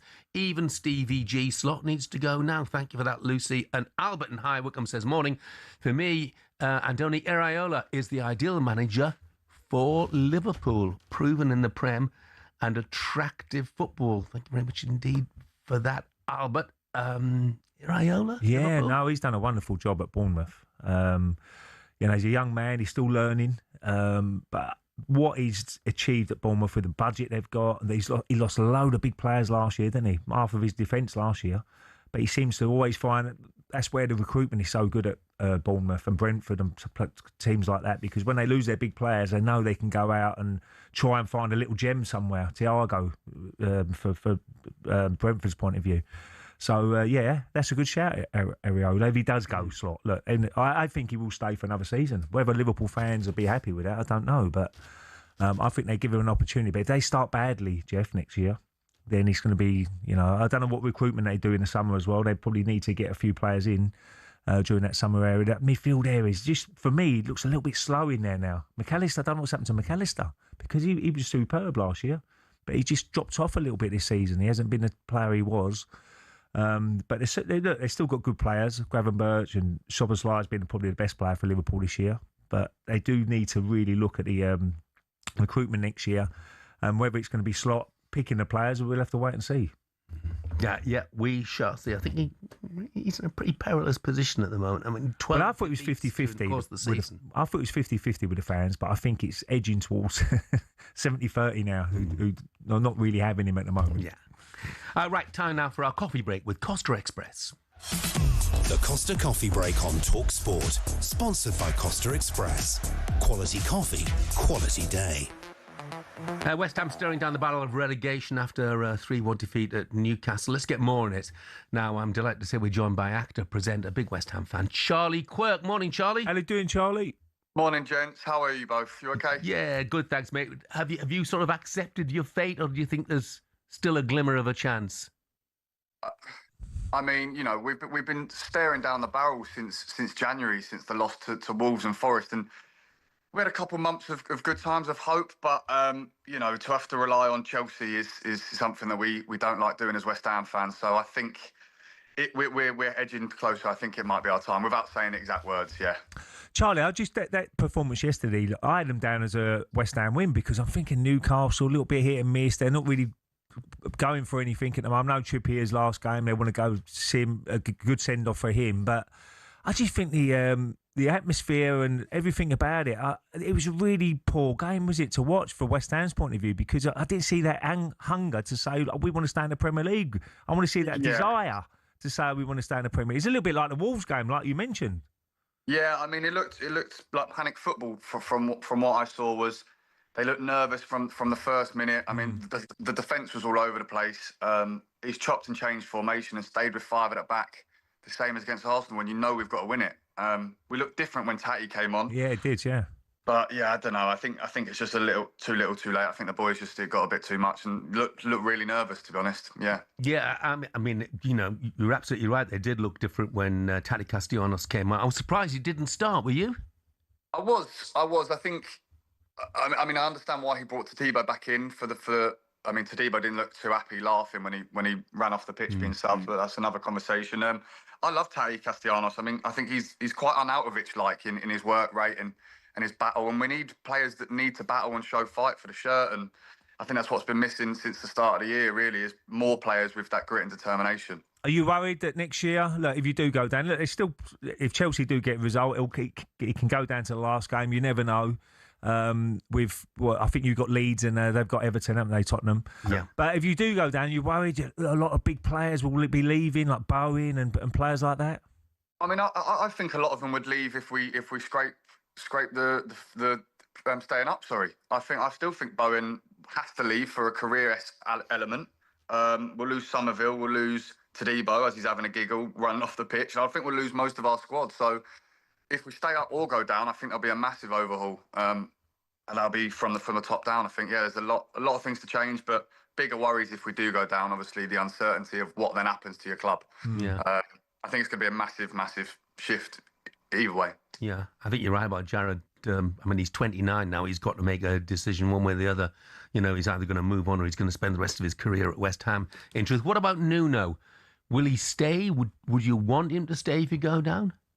I mean, I'm honestly not sure. I think he's made too many formational and tactical errors that have really lost us points. I mean, I remember we were winning against Bournemouth. Callum Wilson was on track for a hat-trick and he took him off and we lost 5-2. We just capitulated and, you know, start of the year was playing Irving and other players in midfield and it just wasn't working. I mean, all the credit went to that Paco Jimenez when he came in January for our change in an upturn in fortune. So I don't know. You know, I don't know if we need a reset and someone like Bilic to come back in or an ex-player as well that might lift the club up. I really don't know where it leaves West Ham United, I'll be honest. I'm sure you'll have your Chelsea shirt on Tuesday night anyway.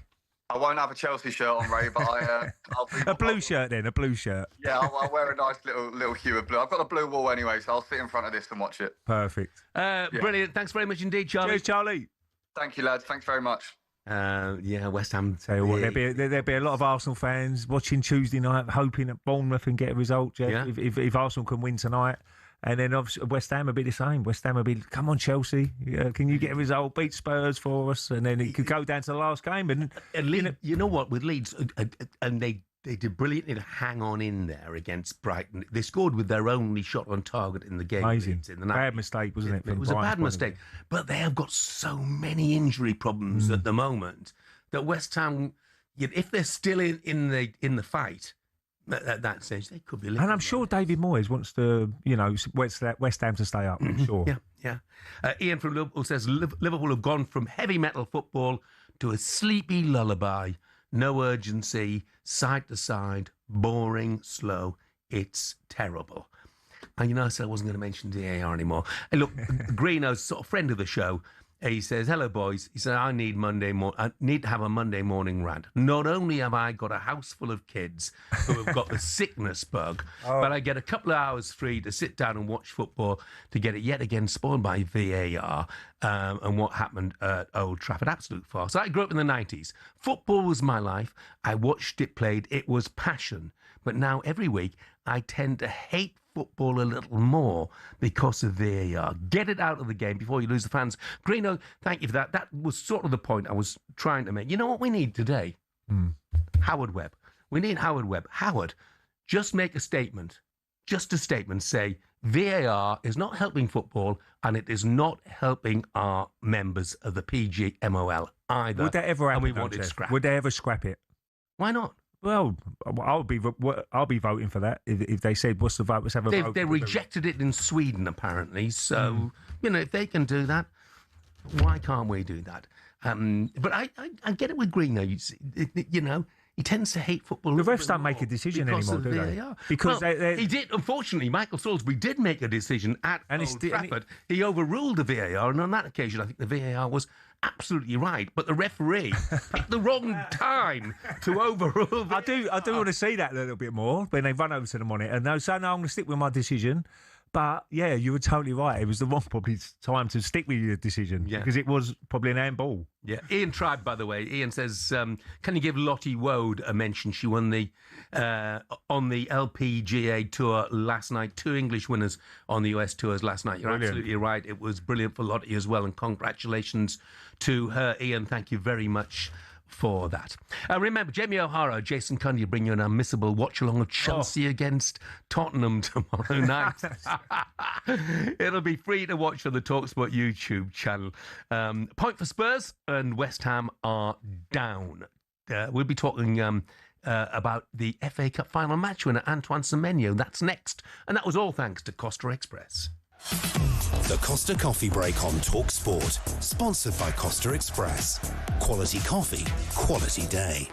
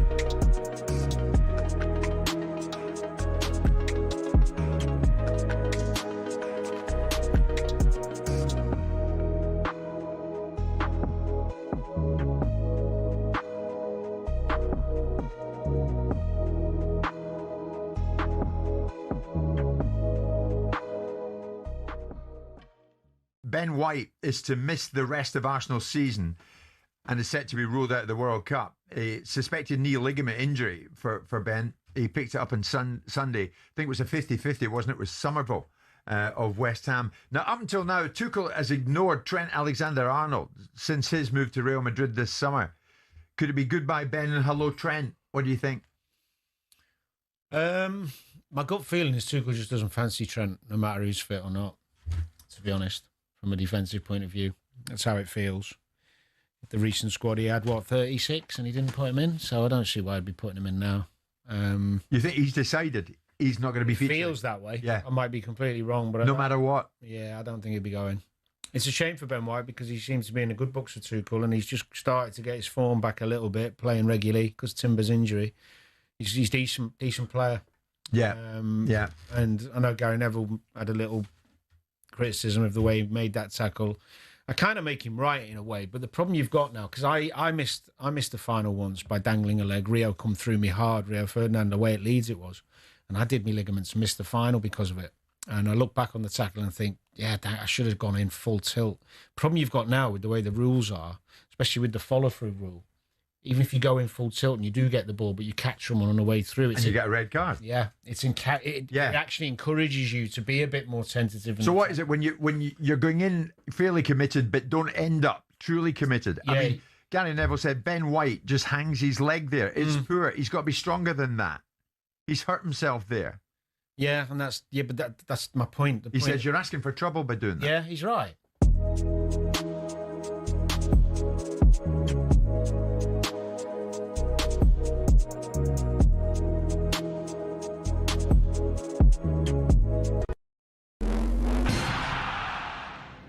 We know sport is full of money, and when it comes to exhibition matches, it is the cash involved that gets them off the ground.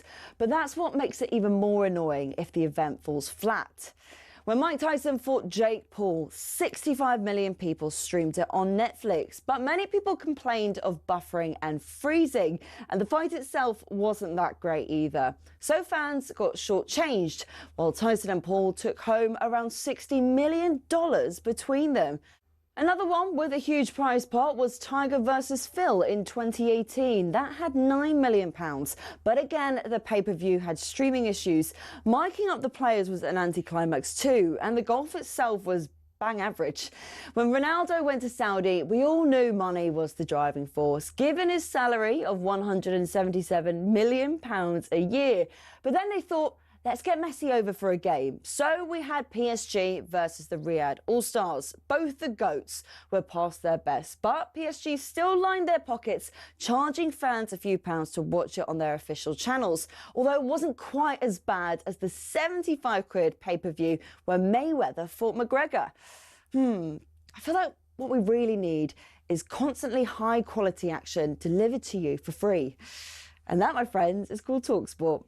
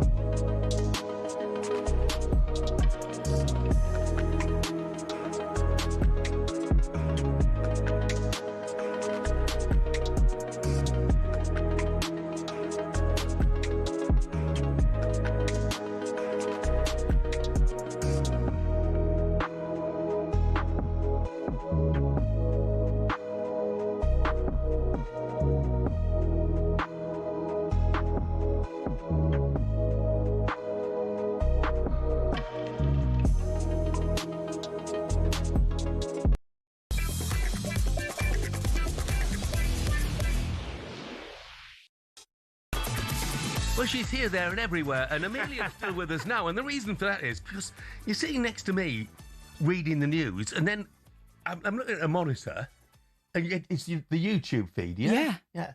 But your hairstyle is completely different. It's because I've not made an effort for you today. I do apologise. What, so when did you record the news yesterday then for them? That was recorded months ago, that video. All right. Yes, we're clever, us news team. We think about these things, that we need to have the people who are watching online see something. So we're like, right, we'll record a little video so it can be played at any time.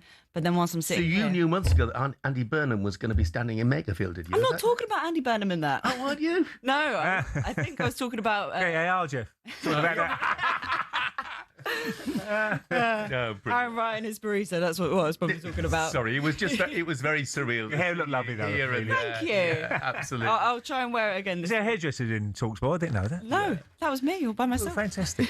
Thanks, Amelia. We'll see you again here and there as well. Here, there and probably. everywhere. I'm all over talkSPORT this morning. Thanks, Amelia. Your mum will be on the news in a minute as well. She probably is. This is talkSPORT Breakfast with Jeff Stelling, Ray Parlour and Arnold Clark. Buy a used car, get a 2-year service plan free and an extra 500 quid when you part exchange. Shop the upgrade event today. Time now to look at the latest FA Cup action in partnership with McDonald's. FA Cup update on talkSPORT with McDonald's. Got big McDonald's hunger? Order delivery on the McDonald's app today. From 11 a.m, 18 plus. Fees apply to delivery orders. Subject to availability. Price may vary. And now Man City fans were belting out their new favourite chant for Saturday's FA Cup star. Semenyo, a little backhill, try turn into the far corner. It's a wonderful goal to break the deadlock at Wembley. One of the great Wembley Cup final goals. Antoine was not only a massive signing in terms of his quality as a player, but today he had a magical moment in a final, which is not easy to have. So I'm really happy for him. Antoine Semenyo, he's been the match winner. It is the magic moment. One moment that changed the game. It was Antoine Semenyo. Semenyo, just the way you are. Brilliant. It was not a great final, was it? But it was a great finish from Antoine Semenyo to win the FA Cup. I'd like to say joining us now someone who may have taught him how to do it. Very good morning to individual skill coach for Semenyo, as well as Noni Madueke and plenty more, Saul Isaacson Hurst. Morning to you, Saul. How you doing, Saul? Morning, fellas. Very well, thank you. How you doing, guys? Yeah, good, thanks. Can you teach someone like Semenyo to do things like that? Well, I didn't teach him how to do that. He's a top player, but I think what you do, you support players into challenging them. But the special players have that ability to do that game-changing moment, you know, and that comes from years and years of, you know, training and putting in the hours on the pitch. I just like go back to when I was a kid. I mean, Johan Cruyff turn, wasn't it? That's what everyone was trying to do when you go back and get it through your leg, and then you turn quickly. What sort of skills now do youngsters are trying to pick up and try and do in match situations, I call it? Yeah, I think unfortunately there's not a lot of skill training for young players at the moment, particularly in like coaching courses and stuff. So kids used to do that on the street, in the playground. You don't have that. So what I do, if I'm working with young players, you try and support them into exposing them to as many of those things as possible, those game-changing moments, if you like. So, you know, as you saw on the weekend, that's what changes games. They're the sort of players we like. So for me, that's really what you got to focus on when you're working with young players. And with older players like Anton, you've got to really focus on those. Again, what's the game-changing moments for his position? Can we challenge him? Can we, you know, support him into being the best player he can be? I always say the best thing for me as kids, what you got to learn is your first touch. The first touch is so important. When people ping a ball into you, you get it out your feet and you're ready to pass it. If you've got a poor first touch, it's either tackle next time or you're trying to get it out your feet, and by then you've been tackled. So, you know, there's certain drills where I think first touch is, I don't know if you work on that, Sol, for young players. Listen, 100%, all players. And unfortunately, a lot of training is you treat the ball like a hot potato. It's move the ball, move the ball, move the ball. And really, how much time do you give the ball to, like, players the time to control it, to receive, to stay on it? Can they retain it under a bit of pressure, and then can they play forward? So, yeah, I agree, Ray. It's a massive thing you should be focused on, and there's not much focus, unfortunately, particularly with young players at the moment, in terms of doing that. No, well, that's really interesting. So, do you think the sort of training drills are too robotic for young kids these days then? I think generally the focus is around group possession. Can they keep the ball? You know, everyone wants to play like Pep, you know, that first team. Possession, rondos, that sort of things. How much time is there for players to get on the ball and stay on the ball? And I thought that there is a gap at the moment in doing that, unfortunately. I'd always say, you know, stats, I don't look at stats at all, because you can have possession. I could have possession of a ball and not give it away, and my stats would be really, really good on paper. But I might just pass it sideways and backwards. Well, you always see all the time, don't you, that centre halves get the best possession stats because they pass it 5 As a midfielder, you always first pass forward. Arsene Wenger always said, if there's a pass on forward, do it. Don't do it for the sake of it, because if you lose the ball, you know, if the pass ain't on, don't force it. And then you go sideways, but you always look forward first. That's the most important thing in football. I think there's not enough challenge for players. They're not encouraged to try and do things that, you know, out of their comfort zone, make mistakes, if you like. If it's a bit too safe, you talk about midfielders, you know, number sixes. How much time are they encouraged to drive with the ball, break that line, you know, drive into that space where, like you say, play passes, play sideways, keep the passing statistics up, and I think that's a real big issue. Yeah, again, I know a lot of kids like the old computer games and all that sort of stuff, but in my day, you saw so many kids over parks putting their jumpers down, kicking a ball around. You're learning, you know, you're playing against older boys sometimes, and that's where you learn all your trade, really. I mean, you learn to be a little bit tougher as well if you're playing against kids 3 years older than you, like I was playing my brother's age and whatever. But I'd like to see that a little bit more, kids over the parks and that. I don't know about you, Sol, but aren't as many parks anymore, mate, are there, for that sort of stuff? Lots of places where it says no ball games, you know. Listen, kids aren't playing. Listen, you can't replicate the streets because we don't have kids on outside 3 or 4 hours every day like we used to be when we were younger. But you can try and replicate the outcomes, and that's those quality touches, like you say, those movements, those turns. You say Cruyff turns, all those great turns, all those game-changing movements, because it's not just about developing the body, it's about the technique, but developing the body for the modern game. And that's what coaching programs should be. Can we try and get players on the ball, encourage them to stay on the ball and be courageous on the ball? And I don't think there's not enough of that, really, in my opinion. Saul, how long have you worked with Antoine for? And when did you first realise how good he could be? And how much more is there to come? Antoine came to me in the summer. We got together in the summer. The plan was to get him ready for the season and get him a move to a Champions League club. Obviously, that happened. He started the season really well. And listen, maybe we didn't expect the success to score the winning goal in the cup final this year. But when we first met, I said, look, you're a Champions League player. You're a phenomenal player. You should be playing at a top club. And there's so much more to come. He's got so much potential. I mean, Ray, you talked about the technique on the ball. He's got unbelievable technique. developed that himself, didn't play in academy football, very inspiring. You know, I said to him when we first met, like, how did you do that? He just said practice. And that's a great, role model for any young player. You know, you've got to practice away from the game, both feet, left foot, right foot, travelling with the ball, just absolute first class. Do you know it was unbelievable, Sol? And you say Dennis Bergkamp was a top player, wasn't he? Yeah. His practice after training is unbelievable. Most days, if we didn't have a game, he'd be out there with a bag of balls, chipping them onto the bar, and all that sort of stuff. Just learning his technique a little bit better. Unbelievable. Brilliant. Well, we live in a crazy world where now actually players aren't, in your coaching sessions, you're not encouraged to coach technique anymore. That's the crazy world we're in terms of everything must be in a game. Don't let players isolate. So we're trying to battle that at the moment and support coaches into understanding how to develop those things and learn from people like you say, Bergkamp and yourself, Ray, top players who had that unbelievable technique.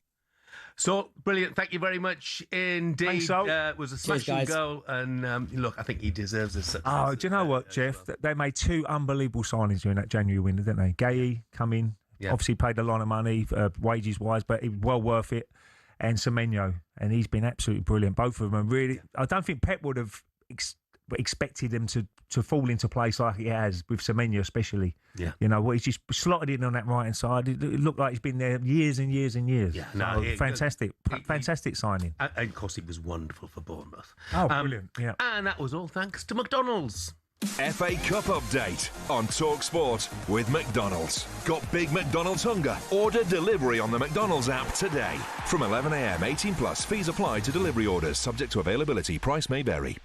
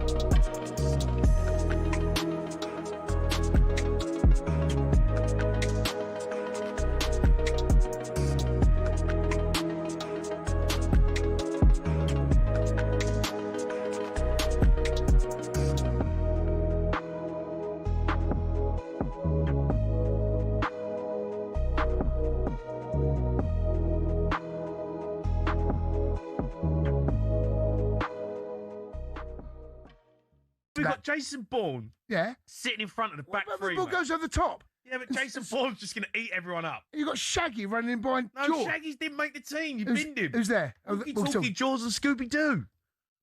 Okay. All right, fine, okay. All right, here we go, boys. Well done, everyone. This is a good team. Our Spy Sports Bar 11. In goal, we've got Octopussy.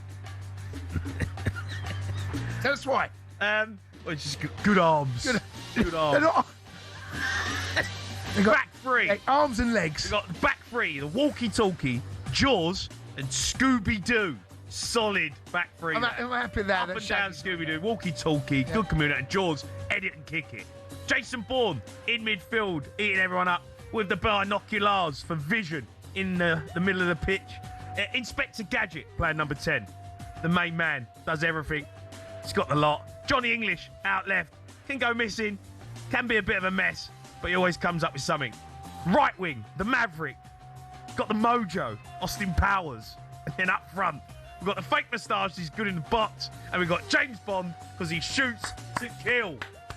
That is I think we pulled it together, Bar 11 on spying. All right, and we're going to carry this on, by the way, guys, because up next, it gets better. We are joined by former British military intelligence officer Philip Ingram to tell us where it all went wrong for Southampton and Spygate.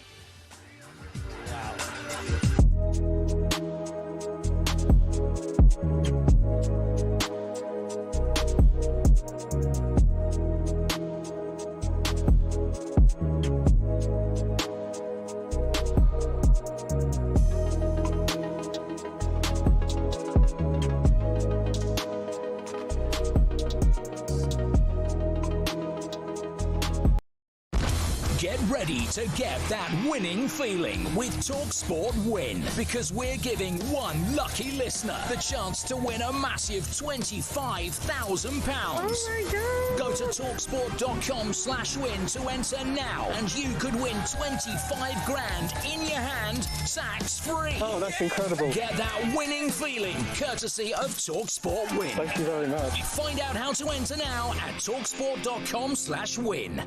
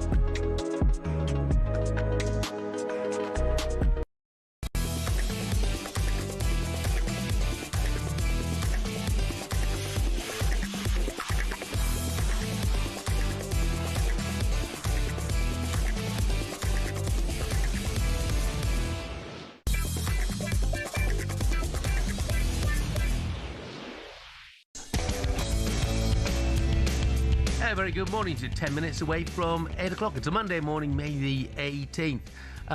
First time text from Jules, a lifelong Liverpool fan.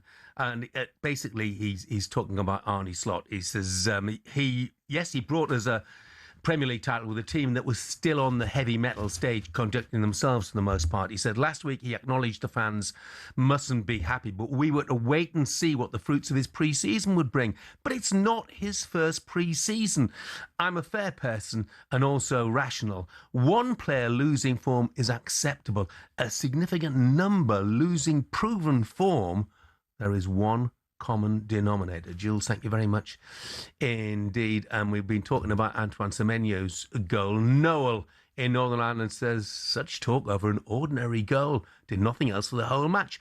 Best Martian Bowles used to do those things like that every Saturday. It was the expected thing in those days. That's how times have changed. That's for sure. Thank you very much indeed for Noel. We'll take a Man City call in a moment. Quickly, let's hear from Pep Guardiola. He spoke to talkSPORT's Alex Crook straight after lifting the FA Cup. We know how much the FA Cup means to you. Just finally from me, will you be back in January to try and defend it? We're here. And for sure we play the Community Shield. And you personally? That's for sure. Thank you. He's not giving nothing away, Pep. No, he is. What do you think? Will he be there next season? I think he will. Yeah, I think do he will. too. I really do. I mean, he's got a new team really now, hasn't he? And he's putting it all together. And I think he'll have one more shot. Look, don't get me wrong. They still could win the title this year, couldn't they? I mean, if Arsenal drop points tonight and suddenly it goes down and Man City win it Tuesday and it goes down to the last go, they could do it. But realistically, if he doesn't, I think he really would like to go out on a high and win the Premier League. Yeah. John's a Man City fan. He's given us a call on 03717 223344. Morning, John. How you doing, John? Morning. Yeah, well, good, really. Yeah, not so bad after the weekend. Good lad. I don't know if it was me, guys, but I don't think that final ever got going. I just felt like it was two boxers in the opening round, just feeling each other out, but never really got going. Great goal to win it by the way, absolute brilliant bit of improvisation by Semenyo. But that said, why did he start with Marmoush? I think that was a wasted substitute. Ryan Cherky's been ripping up the Premier League. If he'd have played the amount of minutes Bruno Fernandes has played, he would have got about 40 assists this season. The man is... I pay my money to watch players like him. Maverick, you've just been talking about it. I want to see players like Ryan Cherky. You can tell him to play. You know, you go underlap, he goes on the overlap. You do. He doesn't do any of that. Just give him the ball. He's dangerous. It's just strikes when you least expect. So he does things off the cuff, and players can't play him because he's just a maverick. And what a talent! He's the least type Guardiola player I've ever seen. Yeah. But as I say, the final, I'm just happy for the result, but I don't think it was a great game. I thought it was bang average, to be honest. You are, John, you're spot on. It was bang average. What about Pep? Do you think he'll be there next season? No, I don't think he will, lads. I said this at the start of this season. I don't think he'll be there. I think he wants to build a team for the next man to come in. And he's done that, really, hasn't he? Some of the old guard have moved on, the likes of Kevin De Bruyne, a great servant, likes of Kyle Walker. So he's now lowered the average age of the team, and he's sort of formed it. But I don't think he will be, to be fair. I think he's got us a couple of trophies this year. I mean, we went 35 years without a trophy, lads. Come on. Yeah. I mean, I'd have been happy with winning the egg and spoon race at one point in time. But we've not. He's got 2 trophies to go out on. That's not a bad return, is it? Let's be honest. No, but to be fair, I don't want him to go. Yeah. But when is there ever a good time to go? It's not an easy job to take on, is it? It's a little bit like Sir Alex Ferguson, wasn't it, when he left? You know, he knew that the end was the end, but the next few managers come in couldn't get it right. So Man City could be down that road. But to win 17, he's won 17 trophies, I think, Pep. I've actually taken out the Community Shield. He's won 20, but he's won 3. Do you put them down as a trophy, Community Shield? No. I wouldn't put them down either. So he's won 17 trophies, which is amazing at Man City, isn't it? And you just said there, you know, supporters saying, like, egg and spoon race, I would have been happy to win it. And he's won 17 trophies for Man City. Brilliant. John, thank you very much indeed. John. Cheers, guys. Steve the Gooner says, morning, no goal was better than Ray's screamer against Chelsea in 2002. What an FA Cup win that was. Big week this week. Let's bring the trophy back to North London. Who do you think has been Arsenal's Player of the Year so far? I think there's 4 outstanding candidates. Go on then. Candidates for it. It's got to be the goalkeeper, Raya. Yeah. You've got to go, for me, the 2 centre-halves have been brilliant. Gabriel and Saliba. I know Gabriel's been fantastic and people say he's been one of the best players. And Declan Rice. Yeah. I think it's out of those 4. If I had to pick one, I would probably go with Declan. Yeah. If I'm being honest. Well, he's been absolutely everything. But Raya's been superb in certain games. I think the 2 centre-halves, as I said before, they said about, you know, PSG they've got coming up. I wouldn't want to change the 2 centre-halves. I know Mark Quiness is a great player at centre-half for PSG, but I would always keep Gabriel. I'll try to get 11, you know, fit in, but 4 would definitely get in. I would have Raya, Declan Rice, Gabriel and Saliba. Yeah. That'd be my 4. And there may be a lot more attacking players from PSG probably. I mean, it's interesting because Gabriel, I mean, Arsenal conceded 26 goals all season long, but it's not just his defending, because obviously he scored 3 goals, got 4 assists as well, which some midfield players would give their right arm for. And Declan Rice played every league game bar 1, and he's played in lots of different positions. Just that energy he brings to that midfield. Yeah. I mean, if I was playing alongside him, he'd give you energy, if you know what I mean. Yeah. So, because he always gives his all in every single game, which as a player, you're playing alongside him, that's all you need to see. If City failed, assuming that you beat Burnley this evening, and, you know, Burnley have won once at the Emirates and only beaten Arsenal once in North London since 1974, assuming you win that game, if City failed to win at Bournemouth on Tuesday, it's all over. Would you rather that was the situation, or would you rather be seen to win it yourself on the last day of the season? No, I think I'd rather Bournemouth get a result. Right. I think most Arsenal fans would be like that, because it's so nerve-wracking on the last day. And going to Palace, I don't know what Palace are going to do on the last day, because they've got that cup final on the Wednesday, so it's 3 days later. Yeah. So maybe the manager might say, well, that's more important for Crystal Palace to win another trophy than it is to play Arsenal. So he might rest a few players. Yeah. But yeah, get it won as quick as possible, Jeff. That's what I would say. I was interested. Oliver Glaston's been quoted as saying he's going to start his big names. He said they might only play 60 or 70 minutes. He's going to start his big names.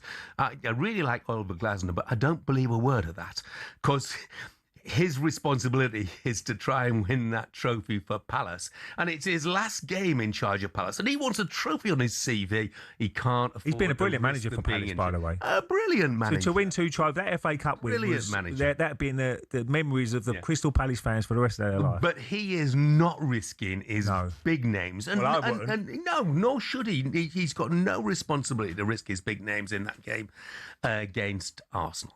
Right, still to come on breakfast. Superstar Breakfast preview on talkSPORT with Travis Perkins. Go big on landscaping with Travis Perkins. Find everything you need at travisperkins.co.uk. You can get in touch with the show, 03717 223344. We're looking for a West Ham fan who still believes that they'll stay up. Anybody out there? And on Xabi Alonso's appointment at Chelsea, will he get the power he needs to succeed as manager? That was our breakfast preview with Travis Perkins. Superstar Breakfast Preview on talkSPORT with Travis Perkins. From fence panels to decking or paving packs to topsoil, Travis Perkins has all your landscaping needs covered.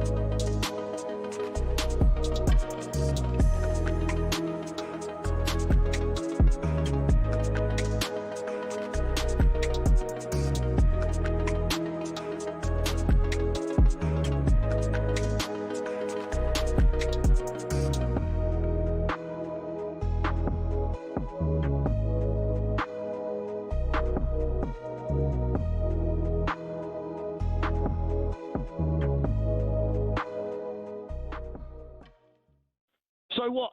We don't listen. Middlesbrough went 1-0 up, Jamie. He's right. Right, they played brilliant. The first half, we scored an equaliser, right, and that done it. That put it to bed because the second half we come out flying, mate. Middlesbrough had nothing. They were leggy. They were gone. I think the rule is if you're going to great call. don't get caught. What? What's that? The rule is you're going to cheat. Is that your analysis of? I think Spygate. I think well, if you're going to cheat, don't get caught. Well, I think if you cheat, no, rule number one, don't get caught. Can't get caught cheating, mate. Can you? You can't say that, mate. Well, you can. You can't. You can't. I don't think it's cheating. What do you mean? Just don't get caught. What do you mean? It's cheating. It's not cheating. It is a form of cheating. It's not a form of cheating, but if you are cheating, don't get caught. Is texting another woman cheating? What are you saying to her? Well, you tell me what I'm saying, I'll tell you it's cheating.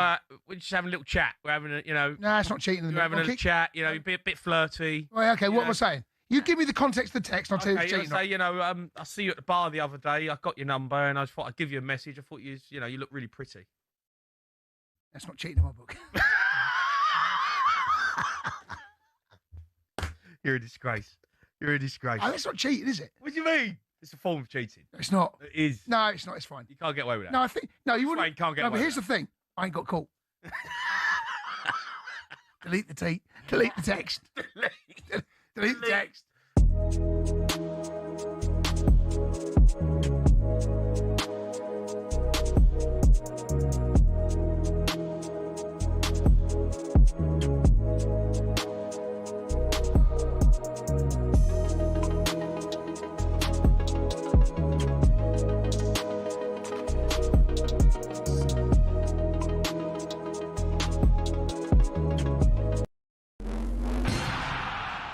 Would you give up the chance to play for your country to become a global star of your sport and earn big money doing it?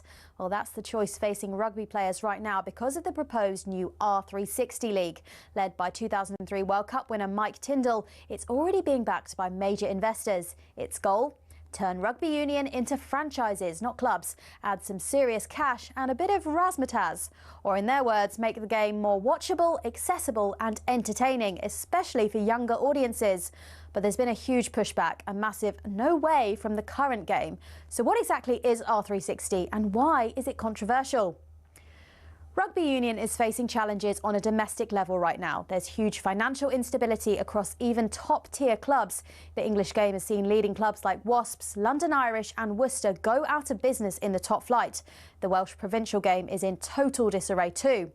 R360 says they would remove what are easily some clubs' biggest expenses, i.e. the big stars, and therefore make more of them profitable.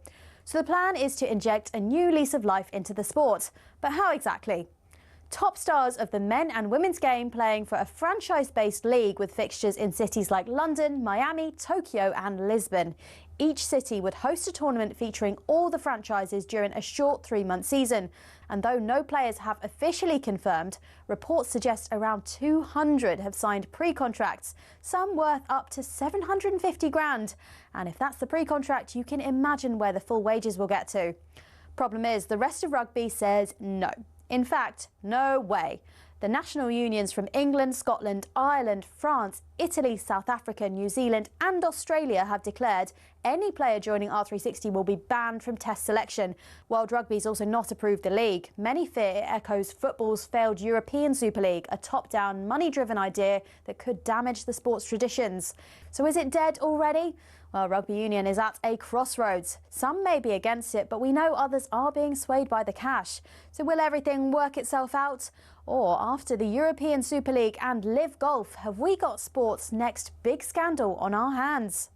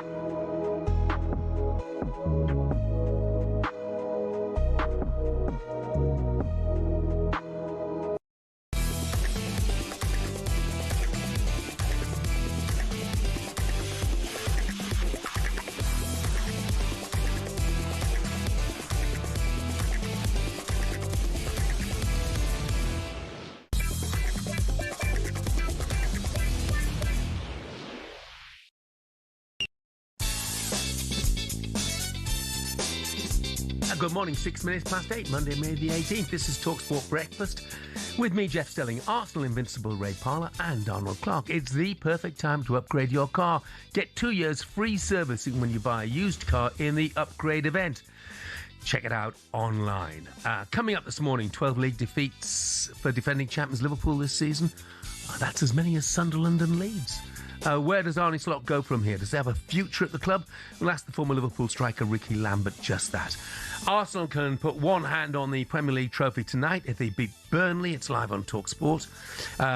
Three-time title winner with Arsenal, David Seaman, will join us. And you'll learn more about England's first USPGA Championship winner since 1919, Aaron Rai. But right now, it was a great weekend of Premier League football live across the talkSPORT network. Carrick's case complete. It's a victory that Manchester United deserve, and it's a job that Michael Carrick deserves. It's finished at Old Trafford. Manchester United 3, Nottingham Forest 2. Brentford have just equalised. It is Brentford 2, Crystal Palace 2. Brentford stay 8, but the likes of Sunderland and Chelsea will still believe that they can pip them to Europe. It's Dominic Calvert-Lewin, he scored!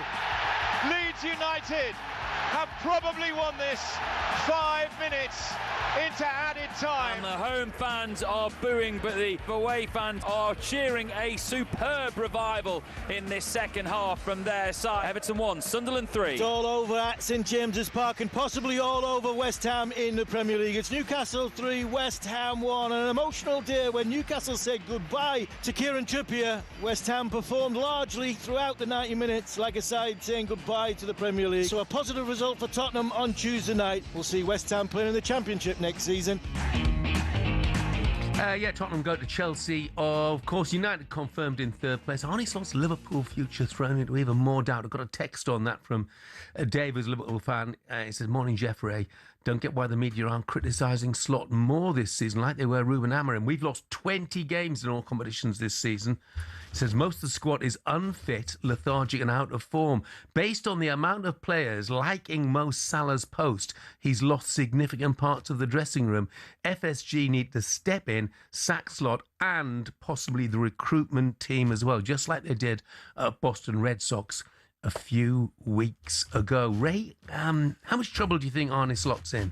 Oh, he certainly is in trouble. With some of the substitutions he's made. I was watching the Chelsea game. He brought the youngsters on the left-hand side and the boos. And, I don't think they're liking what he's doing at the moment. It's a lot more slower. The build-up is a lot more slower now if you're Liverpool. And I think the fans are used to that, intensity. Especially at Anfield, they suck it into the net, the Kop, and it's always a difficult place to play as a player. So, but it's a little bit more easier now. It looks easier for the opposition now to play at Anfield, where the players are not really, going for it. And what do they do? It's a really hard one. I mean, Alonso was always the one which would probably come in for Liverpool, but now he's gone to Chelsea. Who's out there? Areola, as you mentioned there, Bournemouth. He's a free agent. There's a few managers who they can get, but do they give him one more opportunity slot? But if he has lost the dressing room, Jeff, then you've got a problem. I mean, Mo Salah's probably a big person in that dressing room. He's been there many years now. He's been very successful at the club. And if people are listening to him and liking his post and all that sort of stuff, you might have a slight problem there. I don't know how you deal with that, really. Do you have a big meeting about it? And I don't know. Yeah. It's a really difficult one for a manager. I mean, we heard Crookie having a go at Mo Salah for his comments, and just to remind you, the sort of thing, it was an implied criticism of Arne Slot, no question about that. He said, I want to see Liverpool go back to being a heavy metal attacking team, and he used the phrase crumbling, and obviously heavy metal is referring to Jurgen Klopp. Look, we know Mo Salah had a difficult relationship with Arne Slot. Did he have the right to say that? Had he earned the right to say that with Well, what he's been there for many achieved at years. Liverpool? Did he need to say it when you're leaving the club?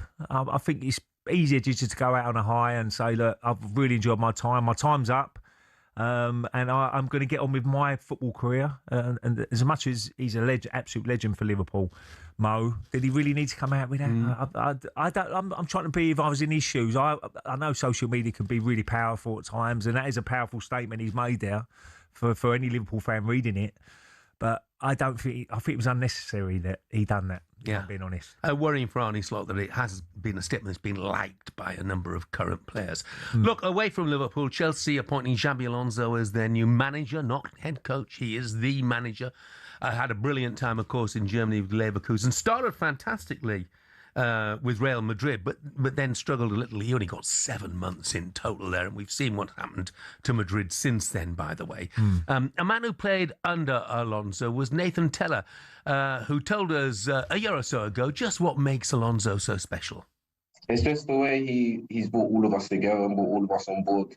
He has his own idea, which, as a team, we all buy into, and I think it makes it a lot easier for us and for him to get his point across because we all believe in it. He obviously explains it in a way, and it shows that, it works. We've been a whole season unbeaten, and that, even when we brought players in, that they're able to buy in straight away, and just the way that he brings his point across on the pitch is easy. It's easy for us to all grasp, and even in the meeting rooms as well, it's easy for us to obviously understand everything. So, no, it's great. It's great to work with him, just as a person as well.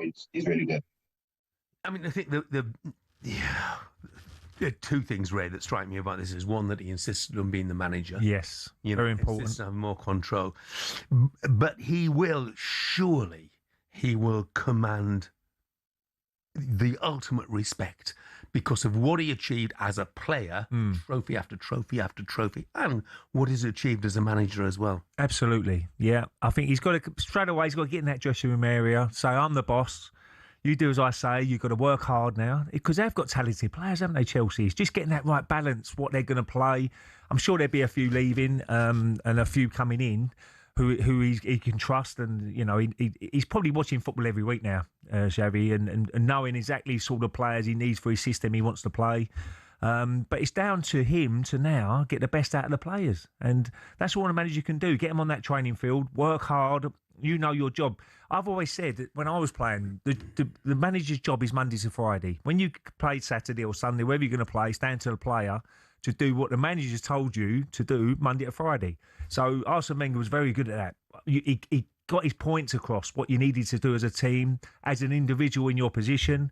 And then it's down to the player to go out and do it. Simple as that. He can't kick a ball for you, but he can explain exactly what your job is as a team. And then it's down to you to have the desire not to let your mate down next to you, who's playing alongside you. And it's his desire not to let me down, sort of thing. And that's where you get a winning formula. So that's what Javi's going to try and bring into the team itself. Because Chelsea, if they can get that really work ethic and get the right players in the right positions and everybody knows they're all going the right way, then they could really shoot up the league very, very quickly. Yeah. Who knows? Because they have got talented and good players. Yeah, certainly need to show that a little more. I mean, we saw it when they won the World Club Championship, and that was the cynic about the tournament. But, the way they dispatched PSG was impressive, but they've gone back over since. It's just a bit what Chelsea turn up, isn't it? And you can't do that. If you're going to be successful, you can't 1 week turn up and be brilliant and win 4-0, and then the following week you lose 3-0 and be terrible. You've got to be consistently good throughout a season, and that's what Chelsea probably got to do a little bit better, being consistent. Exactly what Chelsea are going to turn up. Sometimes it might go against them and they lose the game, but you still saw the performance that they're trying their best and doing what the managers told them to do. And that's what you don't really see, the identity of the team at the moment, do you? I mean, it's too hit and miss. Yeah. Completely agree. Sam says, a lot of Liverpool response, by the way. Jeff Ray, if it's not Enrique, I don't want Slot gone. He's got it in, turn this around. Would he leave PSG? Or no, I wouldn't have thought so. I don't think he would somehow. Terry says, morning boys, I was a backer of Slot, but his time's up. No one fears us at the moment, especially at Anfield, which used to be a fortress. Now Alonso is at Chelsea. Who do you get? I know who. Klopp. He says, and another text here saying LFC have missed a huge opportunity to take Xavi Alonso. Chelsea are laughing at us, as are most Premier League teams. And just one more quickly. Stan the taxi driver says, hi Jeff, can you please check on Mr. McCoist today? Not heard him moaning about Celtic winning the league. Thank you, Stan. He's had a day off, so he's picked the right day off, isn't he? Yeah, I wonder why. Coming up, the hot weather's a bit of a worry, but find out which home comforts England players will definitely be having in the USA this summer.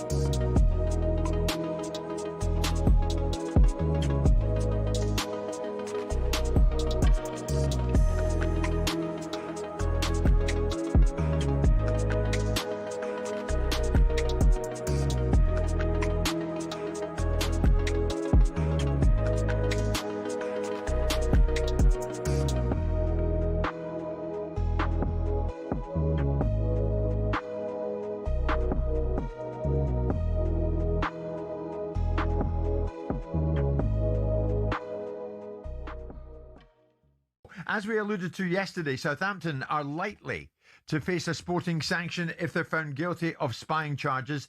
As a result, they could end up being thrown out of the playoff final to be replaced in that final by Middlesbrough instead, the team that they put out last night at the semi-final second leg stage. We said we'd look into this more thoroughly from a financial, legal expert point of view, and the very man who fits that bill is sitting to my right. Stefan Borsten joins us live in studio. And Stefan, good morning to you. Hi. We'll get into how this may or may not play out in the courts. Is there a precedent, Stefan, for chucking a team out of the playoffs?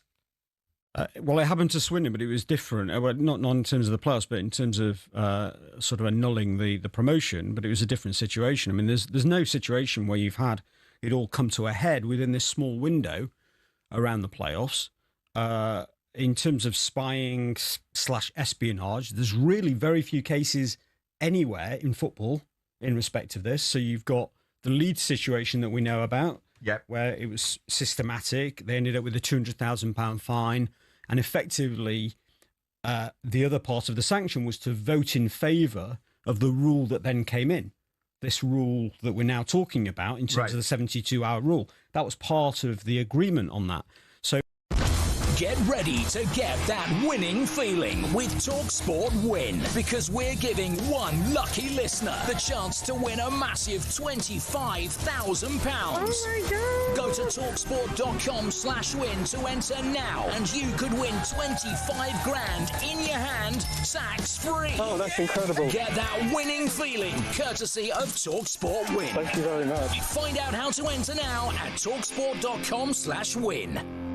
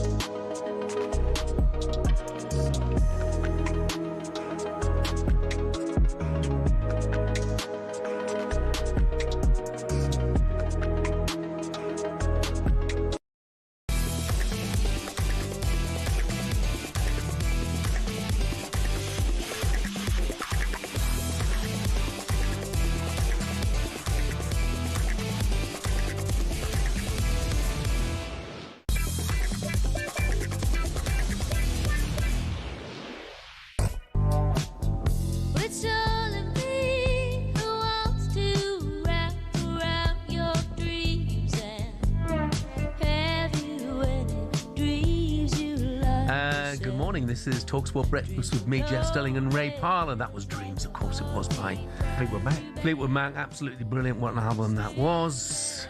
Still sounds fresh, doesn't it? Many years old. We're playing Dreams anyway, because on the front page of The Sun, there's a headline which reads, "On me bed, son." England's footballers apparently are having their actual physical beds flown over to the States for the World Cup. The squad, we're told, is concerned about the standard of American hotel mattresses ruining their sleep, and they've demanded their own beds be shipped across the Atlantic. Can you believe that? No, I can't believe. That's going to be the next excuse if you don't win it. The beds were a bit too hard. Yeah. But no, I'm amazed by that, because most hotels, or you pick somewhere with the beds and whatever, but surely you can get mattresses in America, can't you? Yeah, the last... I've never if you want to noticed give a people, mattress. people in American hotels sleep on the floor or something. I don't know. They've got dodgy backs, a lot of them. Yeah. But, it is important you get a good, solid... was it Temper? Was it the Temper mattresses where your body sort of moulded into the mattress sort of thing? But I always like a firm bed, I did. To be fair. And we stayed at Four Seasons quite often before a game, and the beds on there were so good. And I ended up buying one of them in the end. I said, "These beds are so nice. Could you get me one and ship it out to me to where I live, a little flat out in Essex?" They went, "Yeah, no problem, Ray. We sort that out for you." But I tried to put it on the Arsenal build as well. They didn't have that bit.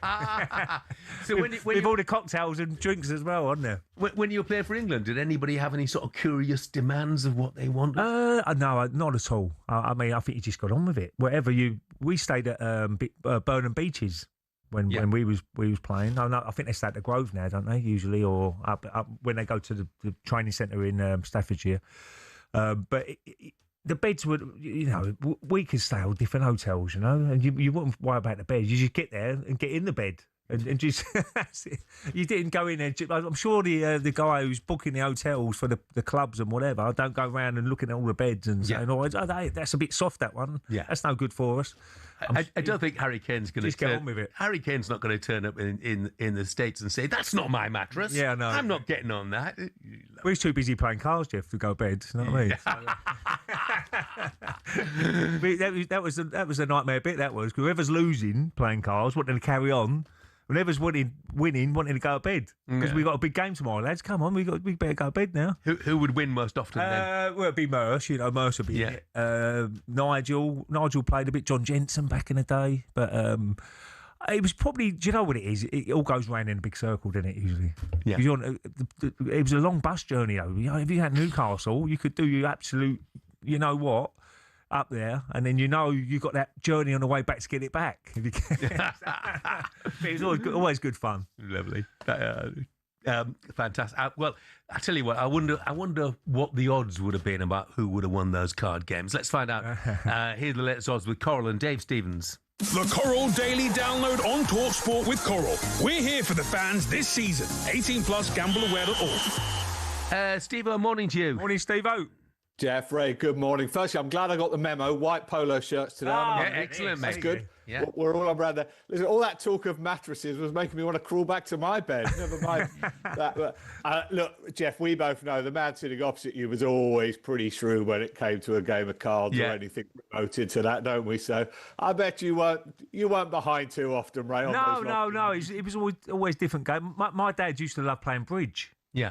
Now I said, Dad, that's not a game you can play on the back of a coach, really. We want the quick ones, the quick fire ones, 3-card brag and all that sort of stuff. So, I thought you were saying bridge was a bit intellectual for you. No, he was trying to teach me how to play. Yeah, a little bit of that as well. But it's Steve-O, it is. Bridge is a pretty complex game. Yeah, very complex. I have no idea. It's a bit more complex than 3-card brag, I'll tell you that. A lot more complex. Yeah. Lovely. Arsenal against Burnley. Foregone conclusion, isn't it, Steve-O? Well, we'll ask Ray. 8-1 on to win in 90 minutes. 9-1 the draw, 18-1 Burnley. To put it into perspective, how we see it, Jeff, the shortest price, correct score, is a 3-0 Arsenal win at 5-1. Ray, is it as straightforward as that? Are you still a little bit of nerves? Well, it should be straightforward, Steve-O, but it's, you've got one team who's been relegated and you've got another set of players who are going for the title. So surely they're going to want it more than Burnley, and plus the being at home as well. I just can't. Yeah, I can't. This is the one that it'd be an absolute nightmare scenario if they dropped any sort of points tonight, and I don't think most Arsenal fans will be saying, well, they'll be all the eyes will be on tomorrow night, really, Steve-O. We'll come on to that, obviously, Ray, because, look, in terms of the title, it's 5-1 on Arsenal, 7-2 Manchester City. So, obviously, you're in pole position. But as you say, Bournemouth can do you. Wait, if you win tonight and Bournemouth take a point off, then it's all over, isn't it? It's done. And I think this is a Bournemouth side that are absolutely capable of taking something. City are odds on, 3-4. The draw is 3-1, and a home win is 3-1. But as I say, this is a more than capable Bournemouth side, who, of course, themselves have got plenty to play for, because they can finish top 6. They're 5-1 on to do so. That would mean European football. So plenty to play for there. Well, Steve-O, they could finish top 5. They can catch Liverpool, yes. Absolutely. Champions League, which would be extraordinary. You could have the situation, obviously, then of the manager who is leaving Bournemouth. He could be going to Liverpool. I mean, there's all sorts that are going to play out. In terms of down the bottom, there is no good news here for West Ham fans. They are 20-1 on to be relegated, 9-1 Tottenham. But again, there's a game tomorrow night that's going to be of huge importance. Chelsea, even money favourites to beat Tottenham, who are 12-5, 14-5 the draw. Again, Ray, I mean, early shout on tomorrow night's game. Chelsea, off the back of the FA Cup disappointment, can they do West Ham a favour and at least keep it alive till the last weekend? I just can't see. Tottenham not going down there. With what they need to stay up. I thought it was a massive game for West Ham yesterday, and they really blew it big time. So I can see them getting a point against Chelsea, I should imagine, and that'd be it. It's done with a goal difference situation, which would be fantastic for Spurs fans, because there's all looking down the barrel really to say we're going to get relegated, because West Ham showed that little bit of spirit, but it just fell off. You could argue that it was unlucky against Arsenal and they should have got a point there and whatever, but yesterday's performance was pretty poor, and I felt sorry for the West Ham fans who travelled up there. They needed to see a little bit more, fight in the team to say, look, we want to stay in this Premier League. But Newcastle were very good on the day, I must admit. The goals were superb and they deserved it. But I can see West Ham going down there, definitely. Yeah, I thought Harmy's line was brilliant, actually, Joe, when he said, it looked like a West Ham side saying goodbye to the Premier League. I thought he probably summed it up in a sentence there. Look, I've been off for a week. I was going to come on and rant and rave about a week's worth of terrible VAR decisions, but Jeff, you'll be pleased to know you talked me out of it. I don't care anymore. It doesn't affect my team. We don't have it in the Championship, fortunately. So let's stick with that. Instead, I want to give a shout out to Aaron Rye. Incredible performance. Brilliant. What price was he, Steve-O? It was 100 to 1 shot going into it. I must give apologies. I don't know what price he was going into the final round. There were plenty ahead of him in the betting, even there, though. I do know that. So a tremendous achievement. And we heard from Rupert earlier. He just sounds like a, I hate to say it, in modern golf, we know is taken over by money. He just sounds like an absolute breath of fresh air. So an incredible achievement. So well done, Aaron Wright, and well done if you did back in pre-tournament 100 to 1. Wow. Yeah. The pictures of him with his wife at the end were absolutely fantastic as well. Steve-O, thank you very much indeed. Cheers, Steve-O. Cheers, fellas. Quick text before we move on. Ryan says, Jeff, Carrick at Man United, Alonso at Chelsea, Pep gone from City, Slot still at Liverpool, Spurs in the Championship, Arsenal will clean up next season. Thanks for that, Ryan. So that was a look at the latest odds with Coral, 18+, gambleaware.org. Liverpool fans, give us a call, 03717 223344. What next now that Xabi Alonso's gone to Chelsea? Do you have any choice but to get right behind Arne Slot? The Coral Daily Download on talkSPORT with Coral. We're here for the fans this season. 18+, gambleaware.org.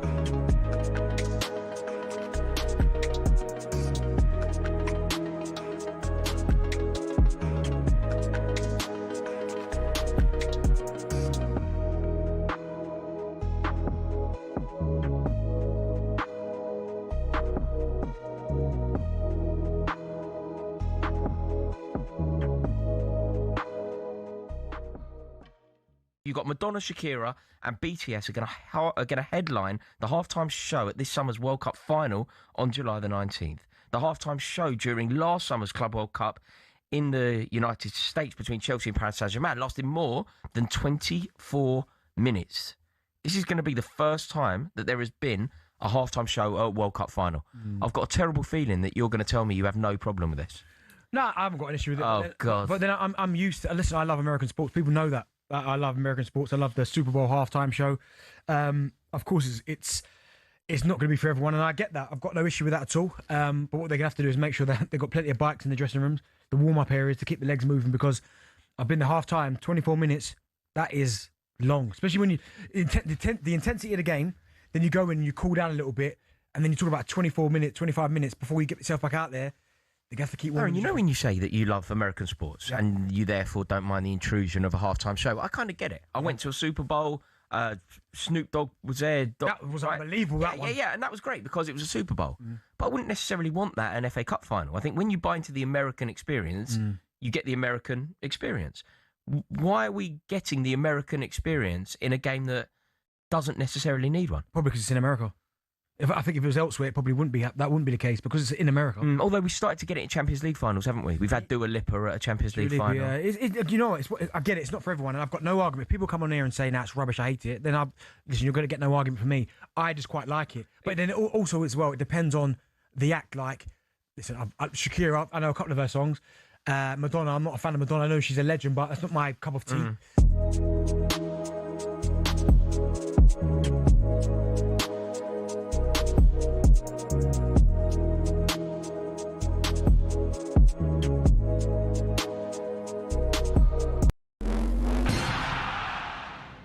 Sport is often filled with people trying to make a quick buck, often at fans' expenses. But sometimes someone on the fringes comes up with an exhibition idea that goes down a storm. Let me tell you about a couple of them. Mallorca 2007. Rafa Nadal and Roger Federer compete in what was dubbed the Battle of the Surfaces, a unique idea that reportedly almost got cancelled at the last minute when worms got into the grass. An 11th hour turf delivery got the match on, and despite some dodgy bounces on the new green stuff, Rafa and Roger slugged out a 3-set epic. Tennis has a history of exhibitions too, with the Battle of the Sexes in 1973 captivating audiences worldwide as Billie Jean King took on the former world #1 men's player Bobby Riggs, who talked down the women's game. Billie Jean King won. In motorsport, there was Monzanapolis in the 50s when American Indy cars went up against European F1 cars. But perhaps the best exhibitions have been the charity ones. In 1998, legends like Mike Atherton, Sachin Tendulkar and Glenn McGrath turned out at Lord's for a one-dayer in memory of Princess Diana. And since 2006, we've had Soccer Aid, which has raised an incredible amount of money. And if you get to see the likes of Jose Mourinho taking out Ollie Mers, then what's not to like?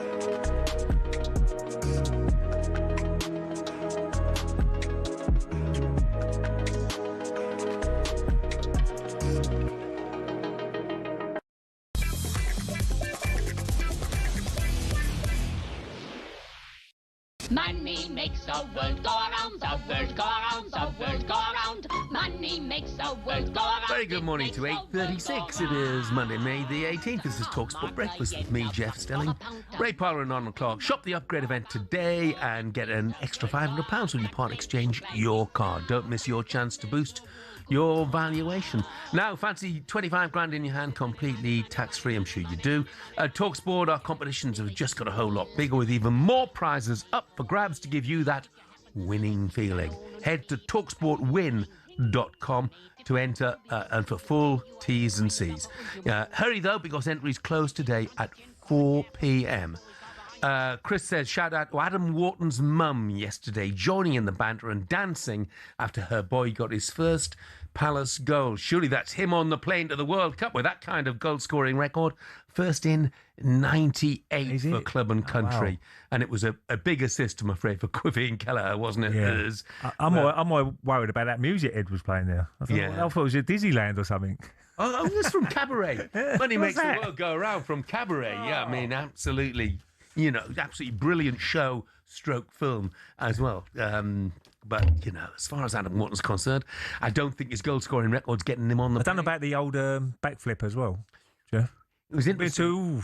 Oliver Glasson said at first he said, I didn't see it. Said, but if he scored a goal, he can do a double backflip if he wants to, which is pretty much what he did. He'll be on the plane, won't he? Yeah, that midfield. Yeah, I think he's a very good player. I really do. I mean, I think he's the next one out of Palace, if I'm being honest. I don't like to say it because you want your players to stay at certain clubs, but a lot of teams will be definitely interested in him, wouldn't they? To bring him into their to club and step him up to maybe a Champions League to see how he does. But I'm really looking forward to this squad of players, what Tuchel's on the pitch, because there's a few people, I think there's quite a few who's going to be in it, but there's still 2 or 3 that might surprise people. I don't know. Yeah. That squad's being named on May the 22nd, so we're almost there, aren't we? Now, according to Mo Salah, Liverpool need to get back to heavy metal football. Again on his left foot. Oh, what a finish from John McGinn. Just had to stand and applaud Aston Villa, who beat Liverpool tonight by 4 goals to 2. Arne Slot has torched the house that Jurgen Klopp built. It is crumbling around his ears, and surely he won't survive this. Watching that Liverpool performance, you could tell them players weren't playing for the manager. Again, don't expect to concede a goal unless you've seen our games more often this season. Then you're not so surprised because we can give away a goal out of nowhere. And Mo Salah's made a statement on social media today saying Liverpool need to get back to heavy metal football. I thought that the statement from Mo Salah was bordering on disgraceful. He's thrown his manager under not 1 but 10 or 12 double-decker buses. Curtis Jones, Milos Kerkez and Andy Robertson are among the Liverpool players to respond positively to that Salah post. They're liking that post. That means that the dressing room are almost agreeing with him, right? Arne Slot can't be the manager. Yeah, that 4-2 defeat to Villa meant that Liverpool had lost for the 12th time in the league this season. They haven't been any of the top 9 sides away from home. Regardless of the rights and wrongs of that statement, Ray, the fact that current players are liking it, that's a big concern, You'd probably isn't it? try and stay away from that, wouldn't you, if you was a player currently playing in that team? But yeah, maybe some agree with Mo and not enjoying their football. I don't know. I mean, it's a situation, as Jamie says there, if he's lost his dressing room, it could be a bit of a problem. It really is, because the dressing room the players are stronger than the manager these days. He was always, in my area, the manager was always the main man. He was the strongest person in that dressing room. Now, with the situation with finances and whatever, players want more money than managers, and they've got all the power. Because a manager can get sacked, a player can't. As long as he does his job week in, week out, and turns up for training every day, he can't get sacked. So the problem is, if you have lost your dressing room, it's a huge problem. It really is. Let's take a couple of calls on it, shall we? Guy is a Liverpool fan who doesn't want to go anymore while Slot's in charge. Morning, Guy. Morning, Guy. Morning, fellas. How are you? Yeah, good, thank you. Good. So you're a Slot out man, are you? I've been a Slot out man since 2 games after we won the title. He's not a Liverpool manager. Sorry, it just isn't. The man is belittling the youth players. He's alienated arguably the greatest player we've ever had in Mo Salah. He's sending players on holiday each week. He gave up last season, the season we won the title. He gave up. He called it a day after we'd won the title and sent them all on holiday. Do you see Pep doing that with the City? Oh, we've lost you, Guy, but I take the point. There were lots of pictures of them on holiday last season. Are they entitled to do that when they've won the league? Or does it send out the wrong message? What, to go on holiday once you've won the league title, even though the season is still going on? I think you've got to celebrate winning the title. You can't. You've done your job. If you go out, start the season is to win that title. Once you've done it, you've done your job for the season. So I wouldn't take that away from it. I mean, it's probably not ideal. People don't want to see that when the season's still going. But it's a situation because they could be playing other teams who might be needing points, and the other teams around them are hoping Liverpool can do them a favour and beat them to send them down instead of all that sort of stuff comes into it a little bit. But I mean, I really do believe that Arne Slot is really under pressure at the moment, and the fans. The problem with football is the fans will always be there for that club. So you've got to listen to the fans sometimes as well, because managers come and go, players come and go, sometimes owners come and go, but fans will always be the bedrock of the club and be there for years and years and years up. And they go through roller coaster rides, fans. 1 year it's brilliant. Like look at Liverpool last season, celebrating the title. No one expected to win the title last year. It was either Arsenal or Man City, everybody was thinking, because a new manager coming in, he ends up winning the title. And this year, the roller coaster is going the wrong way, because it was all on a high last year. Now suddenly it's all going down. And the fans always show, and you could sense it at Anfield now when there's substitutions, there's booing, there's all that sort of stuff going on as well. So it's not a good atmosphere at the moment at Anfield.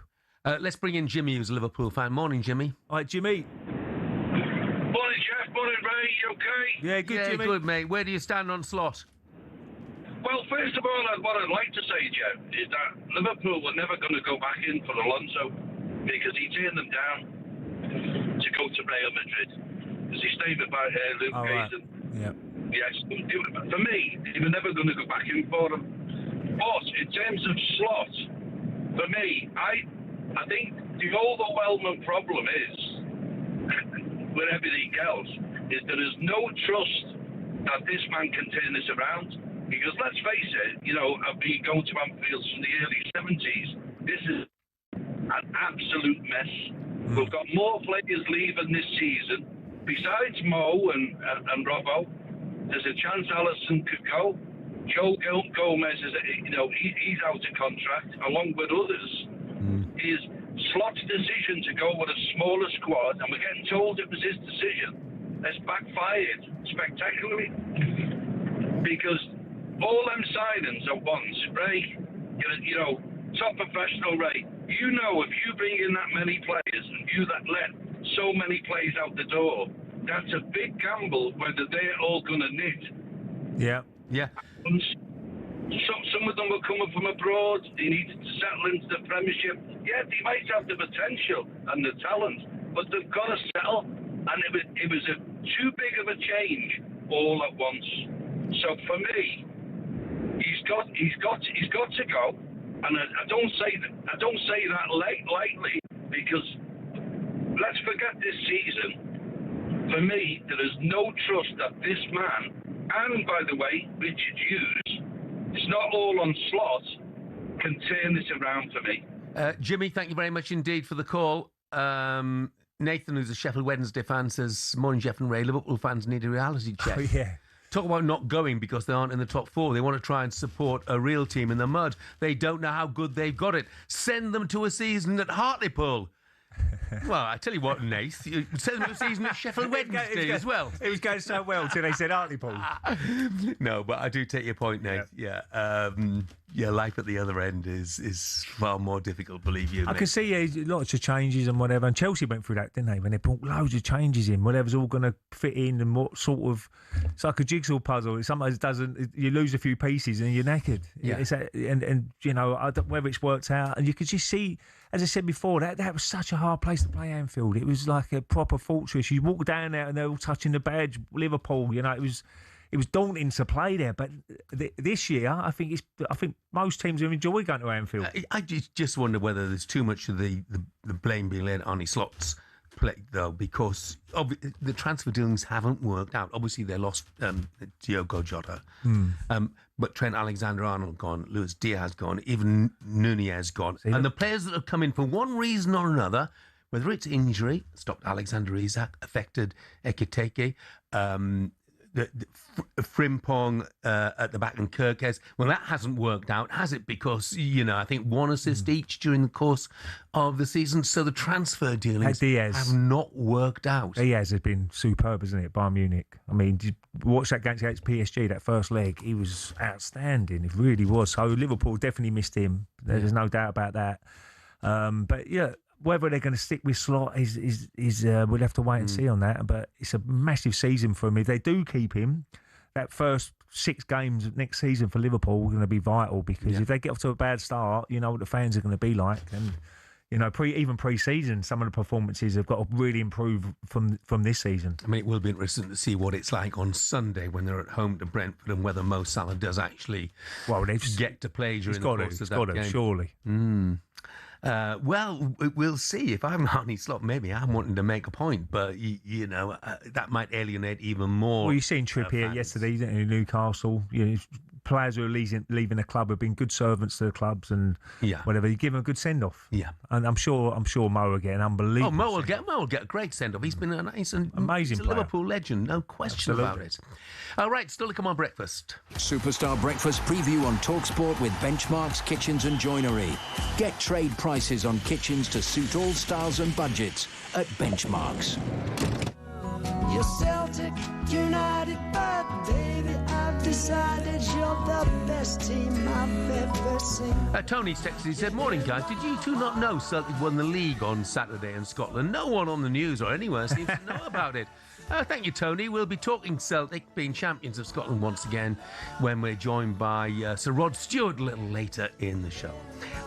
We'll also... He's enjoying himself, wasn't he? Rod, he's certainly enjoying himself in the last couple of games. Rod always enjoys himself, always. We'll also ask David Seaman if there's any world where Arsenal don't beat Burnley tonight and go to within 3 points of the title. This will have an exclusive on talkSPORT. And that was our breakfast preview with Travis Perkins. Superstar Breakfast preview on talkSPORT with Travis Perkins. With pay-as-you-go hire from Travis Perkins, you can get straight on with the job. Available nationwide at all hire branches.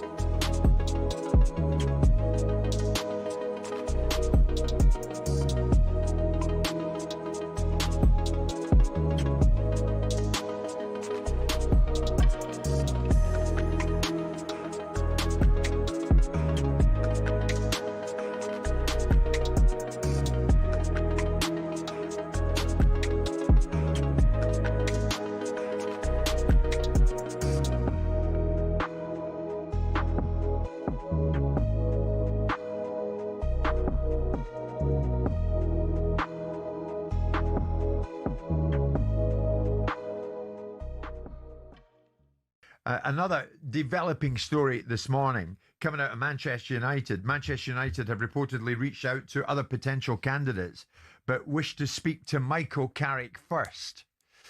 What do you read into that? Is the significant fact of that Carrick gets first dibs in speaking to those who will make the ultimate decision? Well, in other words, he's leading the way.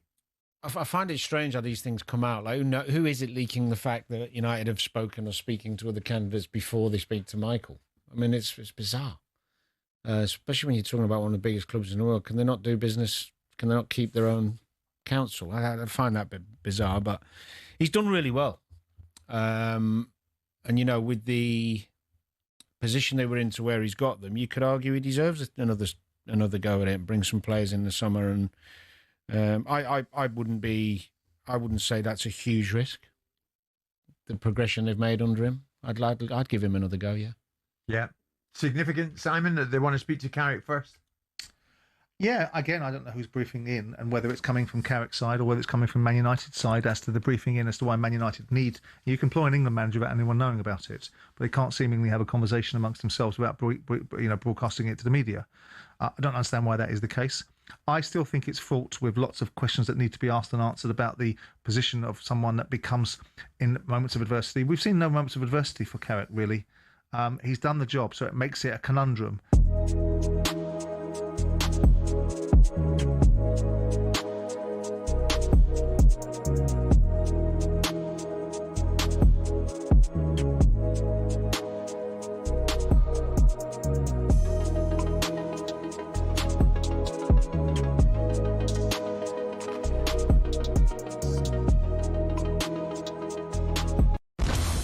Ready to get that winning feeling with talkSPORT Win, because we're giving one lucky listener the chance to win a massive £25,000. Oh my God. Go to talksport.com/win to enter now, and you could win 25 grand in your hand, tax free. Oh, that's incredible. Get that winning feeling courtesy of talkSPORT Win. Thank you very much. Find out how to enter now at talksport.com/win.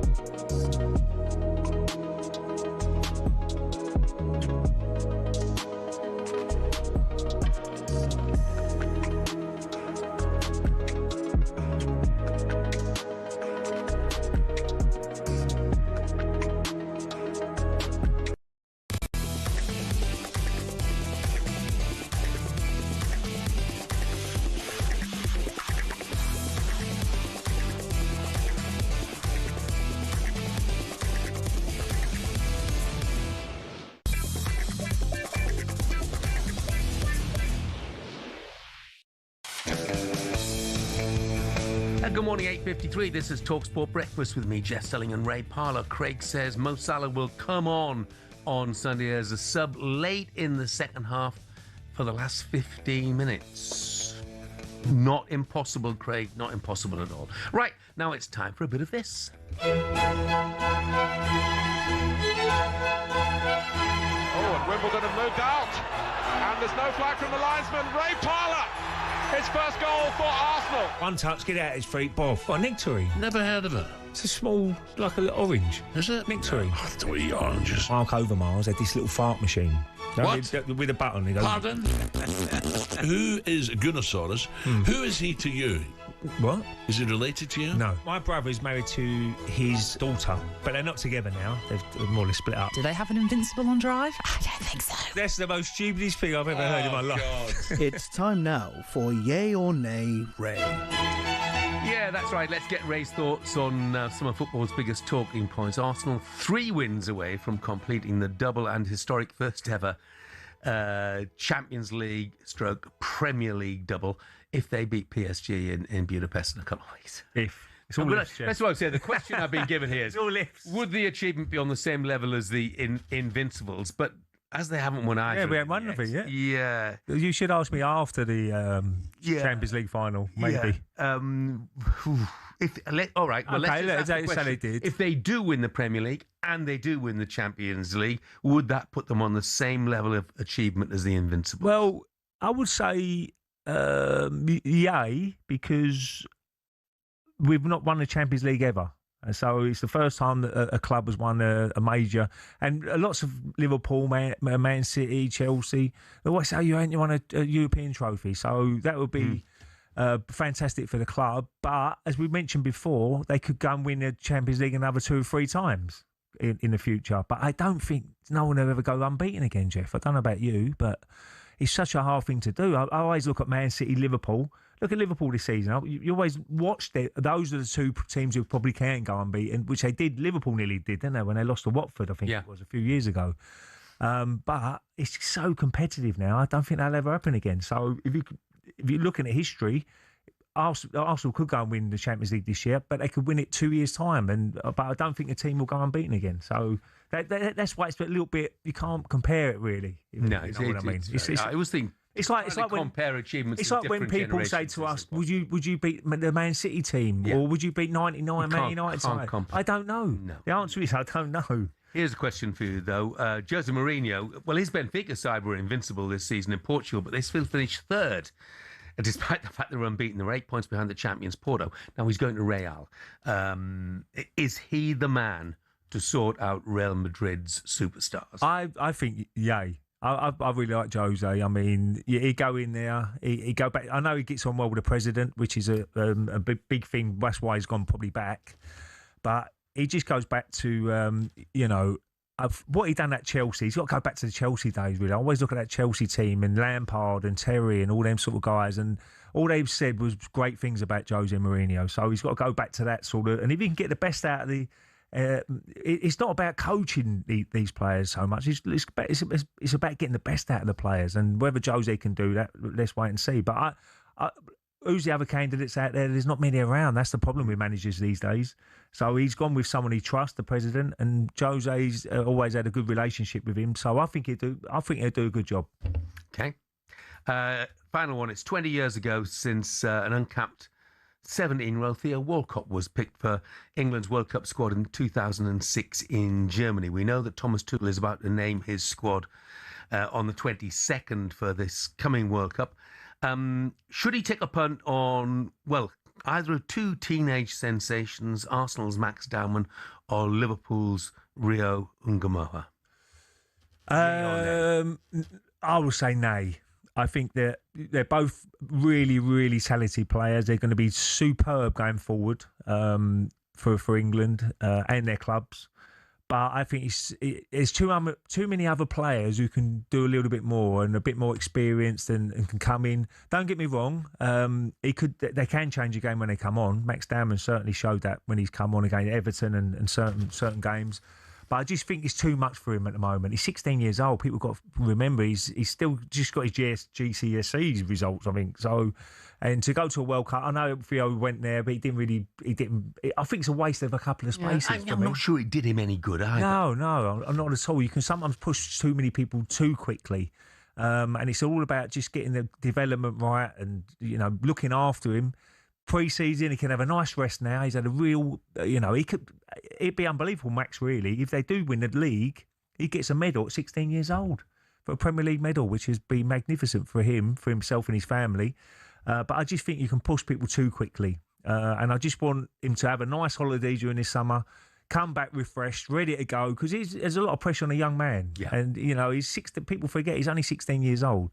And then go again and have a good pre-season. Then you get him you can play a few more games next year and gradually get him up to, and people say, will he go on loan? I don't think he will go on loan. He'd be like a Phil Foden, sort of look after him. He's training with good players every day, make him better. But I don't like pushing people too much and putting too much pressure on people. And I think 16 is too young. Yeah, completely agree, Ray. Lee, who's a Liverpool fan, says the Invincibles were far better than this Arsenal team. If they win the Champions League, it's got to be the easiest run to the final I've seen, playing Leverkusen, Sporting Lisbon, and a poor Atletico. Well, the problem is Arsenal ain't made the draw. So Exactly. all you got to do is beat who's in front of you. There's no doubt about it. They had a really lucky draw because the route to the final was a lot easier. There's no doubt about that. I don't think anybody can argue that, defend Arsenal with that situation. But you still got to beat the teams in front of you, haven't you? So if they beat PSG, it's like winning the FA Cup. Yeah. The draw can be very kind to teams sometimes. You could get the two big giants play each other in the quarterfinals, and then you might play Chelsea, got Port Vale. So it's the luck of the draw sometimes. That's all I can say. If Arsenal beat PSG, nobody will think about the sides or the quality of the sides that they've beaten on the route to the final. And rightly so. Coming up before 10, we'll speak to Sir Rod Stewart, David Seaman, and also Kenny Logan, following yesterday's sad news regarding his ex-Scottish Rugby Union teammate, Scott Hastings.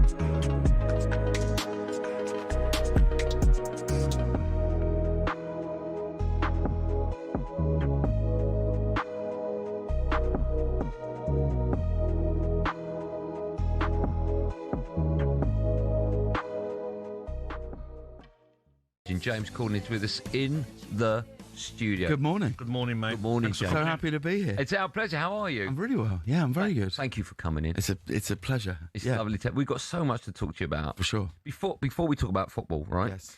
I was just going over old stuff that you've done, right? Mm. And I was watching with my producer Ollie this morning when you did the Sports Personality of the Year. I think it was 09, 07, I can't remember. It was nearly 20 years ago. And you stood up in front of everyone, right? Yes. You gave, as Smithy, you gave this massive speech. Smithy won Coach of the Year. And I said to the producer, he's got a good memory, right? How nerve-wracking must that have been for you? Was that just insane? Did you have autocue on that? Or was that... Well, yeah, no, there was a prompter, but the issue was with that is we shot that 8 minutes before they went live for Sports Personality, so we only had one. We could only do it once. Yeah. From the standing up in the crowd, the walking through, doing all the stuff. So also, we had to make sure that lots of people were in the audience because at Sports Personality they all wait in this room before they go out, and we had to go up to like Freddie Flintoff, and what we had to say to him, we had to go, Freddie, we're going to do this thing. Don't laugh along, okay? Because it can't look like it's like a sort of roast monologue. Yeah, which is why Freddie's such a brilliant actor. Looks so angry in that we just like make out like it's real. Don't just laugh along when we start saying all these things to different people. And the only instruction I was given was you can't interact with Capello, because they were like, you're not allowed to interact with Capello.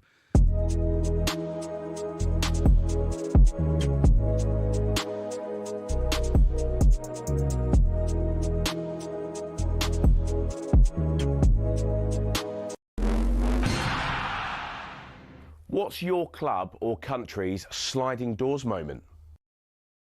Its meaning originating from the 1998 rom-com of the same name, a sliding doors moment in football terms is simply a question of what might have been.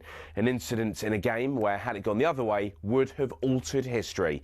For example, say John Terry had scored that penalty in Moscow in 2008. Chelsea would have been European champions and Avram Grant would have the biggest medal in continental club football to his name. It stands to reason then that he would have stayed at Stamford Bridge for a bit longer, meaning that Luis Felipe Scolari wouldn't have got a look in. Would he have done better than the World Cup winning Brazilian, who only lasted till February the following year? And could he have improved upon Chelsea's third place finish? And as for United, who won the title that season, would defeats in that Moscow final have led to Cristiano Ronaldo leaving the club for Real Madrid a year earlier? And would that have meant that Rafa Benitez's Liverpool won the Premier League instead of them? That's a pretty big butterfly effect, all from one missed penalty kick going the other way. And if you want to dig a bit deeper, there's plenty more that could have been affected. What if Anthony Knockaert had scored his penalty against Watford? We'd have been denied the Troy Deeney moment, sure, but might Leicester have gone on to win promotion to the Premier League earlier than scheduled? And would that have meant that Claudio Ranieri would never make it to the King Power? Would Arsenal or Tottenham, therefore, have been champions in 2016? The most significant sliding doors moment perhaps ever, though, was Paul Gascoigne, Wembley, June 1996. What if this had gone in?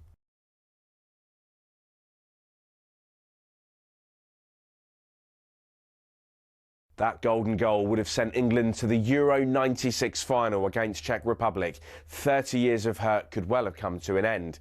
There's so many of these moments that could have altered destiny forever. What if Shearer had signed for United? Would Lampard's ghost goal against Germany have kick-started England's World Cup back in 2010? What if Sam Allardyce didn't get bogged down in all that controversy and denied Gareth Southgate the England job? Does make you think.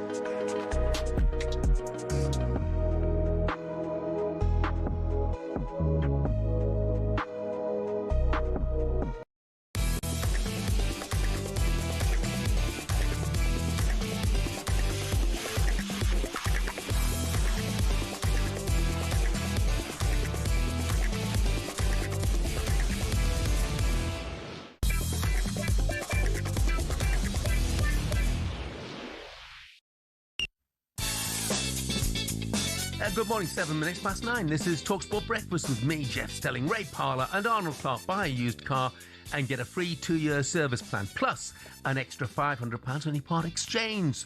Shop the upgrade event today. Quick text from Denise and her dad, John.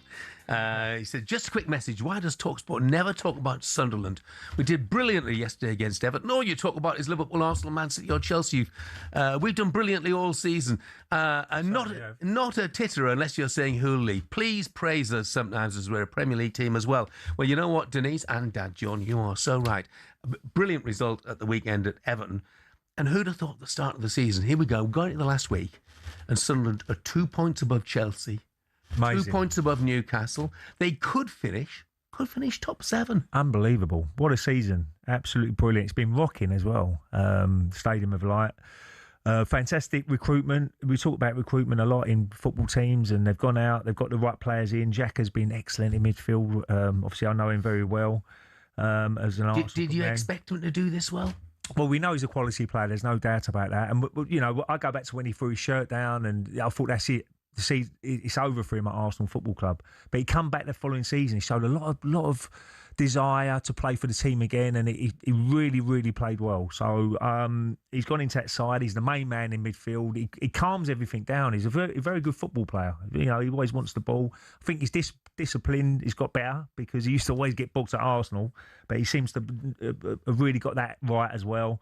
Some good goals as well yesterday. Really top class goals. Probably the first one was a fantastic goal. Really Rob is a handful. Showed his strength. His strength. Wow. He didn't know what hit him. The centre half. I think it was. I can't remember who it was now. talkSPORT, and you know the strength of him just to hold him off and finish it that well. But yeah, but let's say Sunderland, one of the teams of the season. No, they've got to be right up there with the team of the season. Look, definitely. Every pundit, and I'm probably me included, I can't remember, would predict they were going to go straight back down. But they've absolutely defied all the odds. They've done brilliantly. They've got Chelsea at home in their last game of the season. That would be rocking. That will be an atmosphere. That will be an atmosphere and a half, that is for sure. So well done to Sunderland, well done to Regis Lebris and all the players, and the fans have been fantastic up there too. Now, the writing is on the wall for West Ham as relegation of the Championship edges closer and closer. Newcastle 3, West Ham 1. An emotional day when Newcastle said goodbye to Kieran Trippier. West Ham performed largely throughout the 90 minutes like a side saying goodbye to the Premier League. For West Ham to come out of the Premier League this year is a massive story. Gutted, man. Gutted.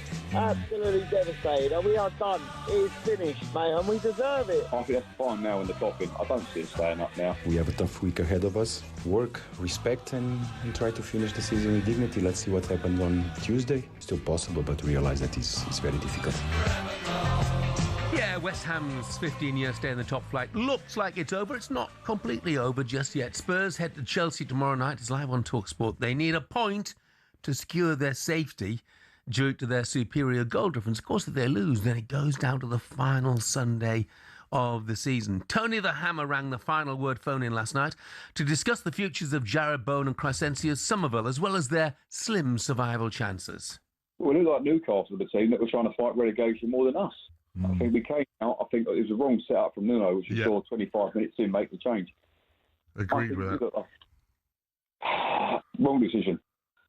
You have to go into this game full attacking mode. I understand the threat Newcastle carry. You can't go into that sort of game 5 at the back. Saw that when they opened in 20 minutes, 2-0. I think that's the final nail in the coffin. I don't see it staying up now unless Tottenham go and lose against Chelsea and lose against Everton, and we beat Leeds. Very unlikely. Won't happen. I think we've got to look forward to towards next season now. I think it's over. I think it's done. The only player that I saw in there today for any fight, any effort in that ball was Somerville, just like he has since he's come back from injury. Bowen, meant to be captain. Look, I love the man. Everything he's done for the club. He ain't turned up. The moments we needed him the most, he has not turned up. If we're looking to offload players next season to rebuild the squad, I think I'd rather have Bowen go in than Somerville. I'd rather keep him.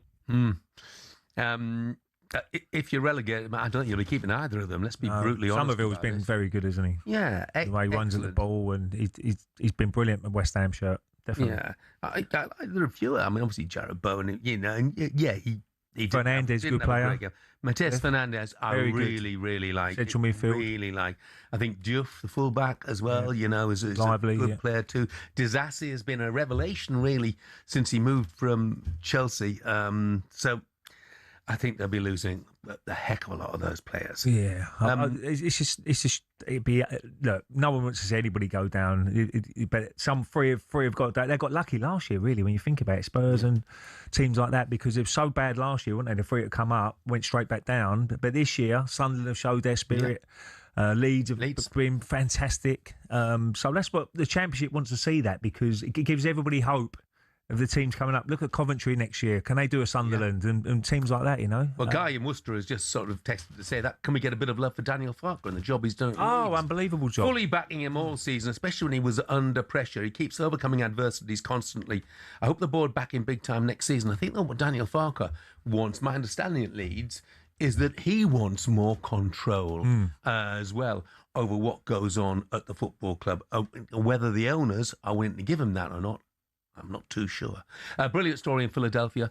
England's Aaron Rai pulling off a sensational victory last night with a brilliant final round in the USPGA Championship, particularly the back nine, absolutely sensational. He eventually finished 3 shots clear of John Rahm. talkSPORT's golf correspondent Rupert Bell has more on the Wolverhampton star. Well, what a performance from Aaron Rai to become the first Englishman since 1919 to win the USPGA. Many have come close, and the last time an Englishman did live to Wanamaker Trophy, it was a match play event. Jim Barnes, the name of the golfer. But what of Aaron Rai? Well, of course, one of his standout features is that he wears 2 gloves. The reason, a very practical one, to fight off the cold when he was a junior, practicing in the winter in Wolverhampton. And he also has iron covers. Unusual, but again, another simple reason. His father wanted to make sure he looked after the clubs that they bought for him because they didn't have the money to go out and buy endless sets of clubs. Well, as a pro, he's worked his way up through the ranks. He's won big events on the DP World Tour, the Scottish Open, and in Abu Dhabi last year, both occasions beating Tommy Fleetwood in a playoff. And he also credits the success that has led him to become the latest British major winner to his wife Gwaurika Biswai, who is a pro on the LET Tour, and believes so much of the success that he achieved this week was down to her influence, and maybe they enjoyed their trip to the Chipotle restaurant last night to celebrate this surprising but amazingly well-deserved success. Yeah, brilliant win for Aaron Rai. 100-1 at the off to win the USPGA, but he defied those odds. Just another word on Leeds while we're talking that. I think the thing about Daniel Farker is what he's got out of some players this season. You know, we know Dominic Calvert-Lewin. We know there's a player in there, but it's taken Daniel Farker to bring the best out of him. Ethan Ampadu. I like Ampadu. I play with his dad. One of the players of the season, and I don't just mean at Leeds, I mean in the Premier League. James Justin, I'll be honest, put hands up. I thought James Justin, in his latter days at Leicester, I thought he was...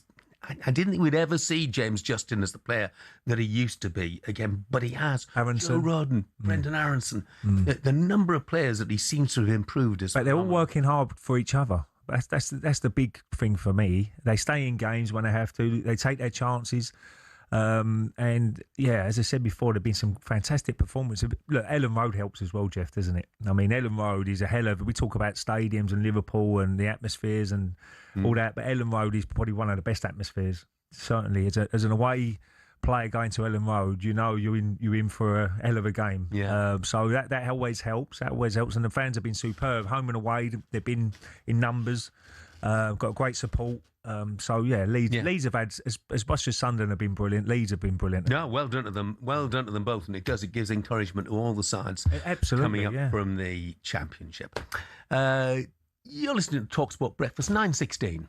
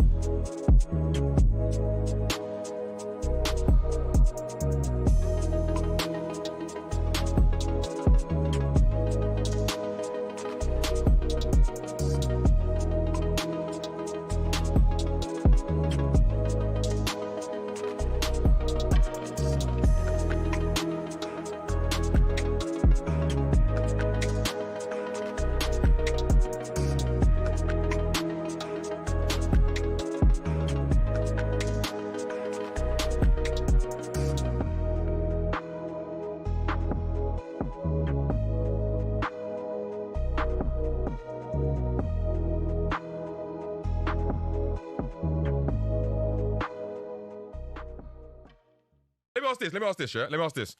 out of all the players that Tottenham have, in terms of technical dribbling ability, is Madders not able to change the direction of the ball at drop of a hat? Is he not, though? Is that not his bag? Yeah. That's what he can do, right? Yeah. Come on now. How bro. often? Come on now. What are we talking? You're talking about James Maddison. Like, here we go. Here we go. He hates him, innit? Yeah, here we go. I don't care about James Maddison, but we can't pretend that James Maddison is some sort of... Madders would walk into your squad right now.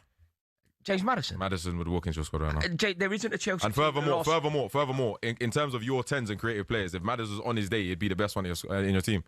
On his day, yeah. This is the most wild thing I've ever heard. Who are your cams? It's not. Cole Palmer. You talk wild comments. Palmer. It's very rare that I'm speechless, but this is that moment. Cole Palmer, I'm a fan of Cole. I think he's great. And on his day, he's an amazing player, yeah. I do think Madders, though, on his day, provides something that you don't have in your squad right now. James Maddison wouldn't have got into a Chelsea squad in the last 40 years. That's insane. There isn't one Chelsea squad. He's getting in this squad. There isn't a Chelsea right squad now. with James Start for you now. James Maddison. While he was injured, he would have started for you. James, do you know what? If he was part of our squad, do you know what he'd be doing? He'd be vlogging it from the sidelines, sitting with opposing fans' YouTube channel. You know what, yeah? My Spurs friends have warned me about you, yeah? Yeah, trust me. But look, I respect it. I actually respect what you're saying. Like, it's fair enough. You're entitled to an opinion. You're wrong, but you're entitled to an opinion. I'm completely correct. No, you are wrong. Trust me. You're wrong. You're actually wrong. He's wrong. Tell him. Do you know part of the reason why Tottenham are in this predicament? Go on. It's because of the standards that are set by vice-captain James Maddison, sitting in the stands, vlogging with angry Ginge as you concede goals against Man United. I have no problem with that at all. I think he's a great player. If he wants to vlog while he's injured, he's got an ACL. What do you want him to do? Sit around moping? That's a Tottenham mentality. You get in your squad. All right. Maddison. Yeah. Maddison doesn't He would. You've got so many players in your squad. He would.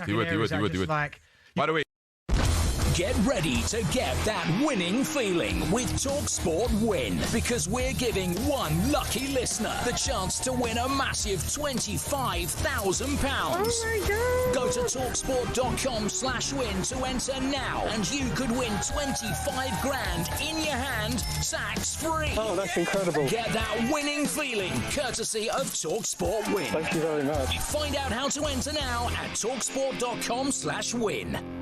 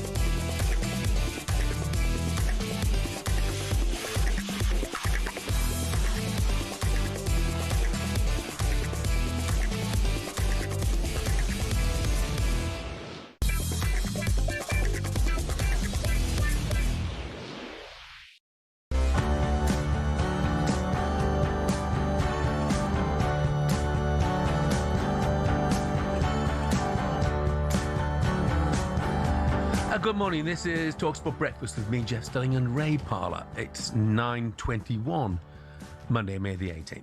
So, some really sad news yesterday afternoon. Scottish rugby legend Scott Hastings passed away at the age of 61. He had been battling cancer. Two-time British and Irish Lions tourist, was one of the greatest Scottish players of all time. He won 65 caps for his country. Played regularly alongside, of course, his brother Gavin Hastings as well. It's part of the last Scotland side to win a Grand Slam. When they did that in 1990, he was inspirational in that victory, before later moving into broadcasting as a commentator and a pundit. Joining us now to pay tribute, someone who shared the pitch for Scotland with the great Scott Hastings, is Kenny Logan. Morning to you, Kenny. Morning, Kenny. Morning, boys. Tell us, first of all, Kenny, about Scott Hastings, the man. What was he like? He had so much energy as a man. You know, when he played, he was like a young child in a grown body. He was always enthusiastic, passionate about Scottish rugby. The family is, the Hastings family. There's Adam Hastings, Gavin Hastings. There's a lot of rugby in that family, and a lot of amazing rugby. And it's just a big loss because, he's been part of the game as a player, then as a commentator, and also all the work he's done for My Name's Dory Foundation and many other charities. He's a great individual. And I think he always, when he was in the room, he always lit it up. That was one of his things. And I got my first cap with Scott back in 1992. And he was just so excited for you to get a cap and go on the journey that he'd been on. And he was just a great individual, and just really sad for him and his family and everybody close to him. Ken, I'm sure he's inspired so many people, wasn't he? As a rugby player, people looked up to him and said, "Look, that's what sort of player I want to be." I'm sure playing alongside him is a right inspiration in when he played as well. Yeah, he was. I mean, as I say, the character of him was just that enthusiasm was pouring out all the time. And even when he hadn't played well, he's still positive all the time. And I'll never forget that. And I'll always remember him being, when you were down, he would look at you and make you feel that, it's one game. Don't judge yourself on it. You've got another one coming up. He was just positive. And I think for me, Scott, even though he had potentially had any issues with his health, it was never about him. It was always about other people. Yeah. And he was an incredible individual. And I loved playing with him. He was a great defender. And he also was somebody who could run hard with the ball, and a British and Irish line twice over. And he created a great relationship, him and Jerry Guscott, with the lines. And the really famous moment, getting back to that Grand Slam game, is when Jerry Guscott made that break and Scott caught him from behind, and that was a try-saving tackle. Then after that, we obviously won the Grand Slam. So he was I think for me, as a rugby player, he was just a solid individual, and he also had gone through that. He'd gone into professionalism, so he'd spent most of his life in amateur rugby, and then he had 4 or 5 years of professionalism. And he was inducted into Scottish Hall of Fame last year, so he was a big character. And I say the Hastings family's got a lot of history in Scottish rugby, and they've made a big impact on the game, not just in Scotland but across the world. Yeah. And as you say, once his career had finished, he became a terrific broadcaster, but did so much work, often alongside you, for charity. He was always the first to put his hand up. Yeah, he was. And when Doddy was diagnosed, obviously he knew Doddy from a very young age. Doddy was in 91 World Cup when Doddy first arrived to the scene, and that's when Scott would have known him well before then through playing for Melrose and Scotland. And I think when Doddy was diagnosed, he was straight in there. As we all know what Scott's like, he was that sort of guy. He was straight in there. How do I help you? How do I make an impact? And I'll always remember his energy for everything outside of his life. His passion for helping people was incredible. What a loss, Kenny. What a loss. So thank you so much, mate. Thank you. Thanks, Kenny. Take care. Have a good day. Thank you. You too, Kenny. Kenny Logan there, paying tribute to his former Scotland teammate, Scott Hastings, who passed away at the age of 61.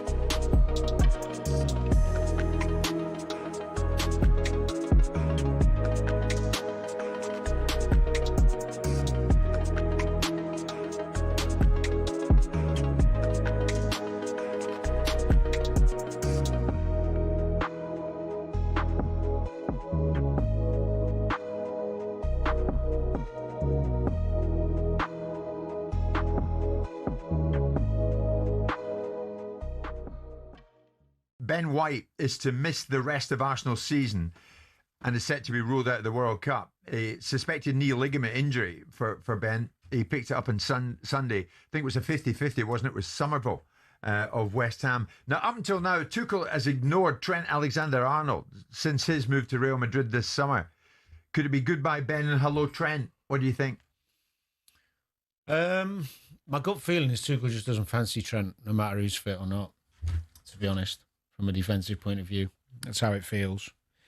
The recent squad, he had, 36, and he didn't put him in, so I don't see why I'd be putting him in now. You think he's decided? he's not going to be featured. Feels that way. Yeah. I might be completely wrong, but No matter what. Yeah, I don't think he'll be going. It's a shame for Ben White because he seems to be in a good books for Tuchel, and he's just started to get his form back a little bit, playing regularly because Timber's injury. He's decent player.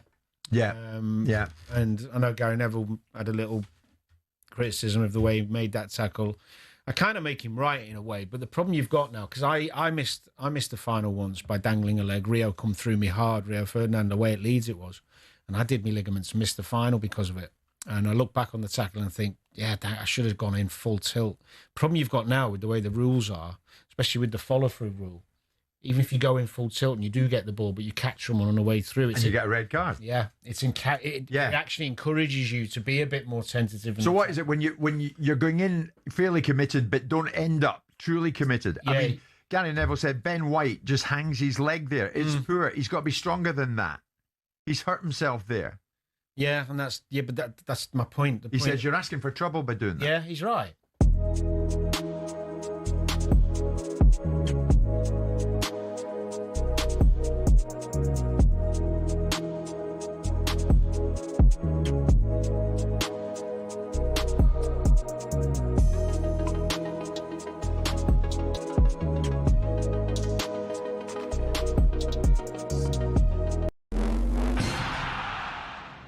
Fancied having a beer in the stands while watching your team at the Emirates, or at Anfield, or at Stamford Bridge?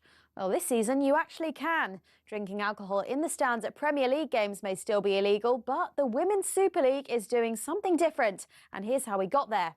Back in the 1980s, football had a serious image problem. The sport was plagued by violence, pitch invasions and beer-fuelled chaos. Then, in 1985, Margaret Thatcher's government stepped in. They introduced the Sporting Events Control of Alcohol Act, banning alcohol in view of the pitch across England and Wales. Since then, many fans and clubs have called for the law to be relaxed. But despite attempts to change things over the years, authorities just haven't been convinced fans can be trusted. But in January 2025, something did change. The Women's Championship, now called the WSL2, launched a trial allowing fans to drink in the stands. The reasoning? Well, fans at women's matches tend to behave differently. Less aggression, more family-friendly vibes. As a result, select WSL and WSL2 stadiums are now allowing fans to drink alcohol in view of the pitch. It's been a landmark move showing growing trust in fans and recognising that women's football is building its own culture. So could the men's game be the next to leave the 1980s behind? Well, maybe, if fans can prove they can handle a pint without pitching it at someone. Yeah, don't hold your breath. Until then, it's Bovril all around. Cheers to that.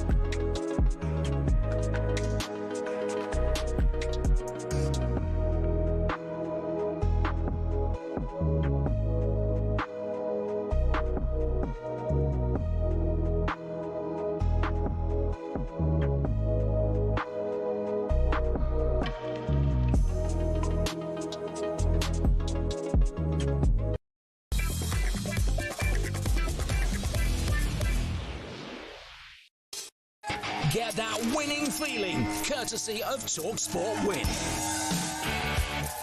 Good morning, 9:32, Monday, May the 18th. This is talkSPORT Breakfast with me, Jeff Stelling, Ray Parlour and Arnold Clark. It's the perfect time to upgrade your car. Get 2 years free servicing when you buy a used car in the upgrade event. Check it out online. Now, fancy £25,000 in your hand, completely tax-free. Who doesn't? At talkSPORT, our competition's just got a whole lot bigger, with even more prizes up for grabs to give you that winning feeling. To celebrate, we're going to give you the chance to win big with 25 grand, but entries close at 4 o'clock this afternoon. So, here's what you need to do. For your chance to win, head to talksportwin.com or text the word WIN, just WIN, to 83338. Texts and online entries cost £2.50 plus your standard network rate. Or you can call on 0343 418 7260. Entries, remember, must be in by 4 o'clock this afternoon, and that's when you'll need to answer your phone if it rings. 18 plus, UK residents only. This is a network promotion. Full T's and C's at talksportwin.com. So for your chance to win, once again, text WIN, W-I-N, to 83338 and do it now. Now, Arsenal can take a huge step towards the Premier League title tonight, and it is live right here on talkSPORT. 83 minutes on the clock. West Ham 0, Arsenal 1. He's come up with some big goals over the course of the season. Leandro Trossard, this could be the biggest year. Like that, we've been at the top for a long time. Shows the level of consistency, and it's been a massive achievement for them as a team, as a club. You've got 2 games, Burnley and Palace. Back your team and just enjoy this because you've worked so hard for it. There's a drive and an energy to finish, to get to the finishing line.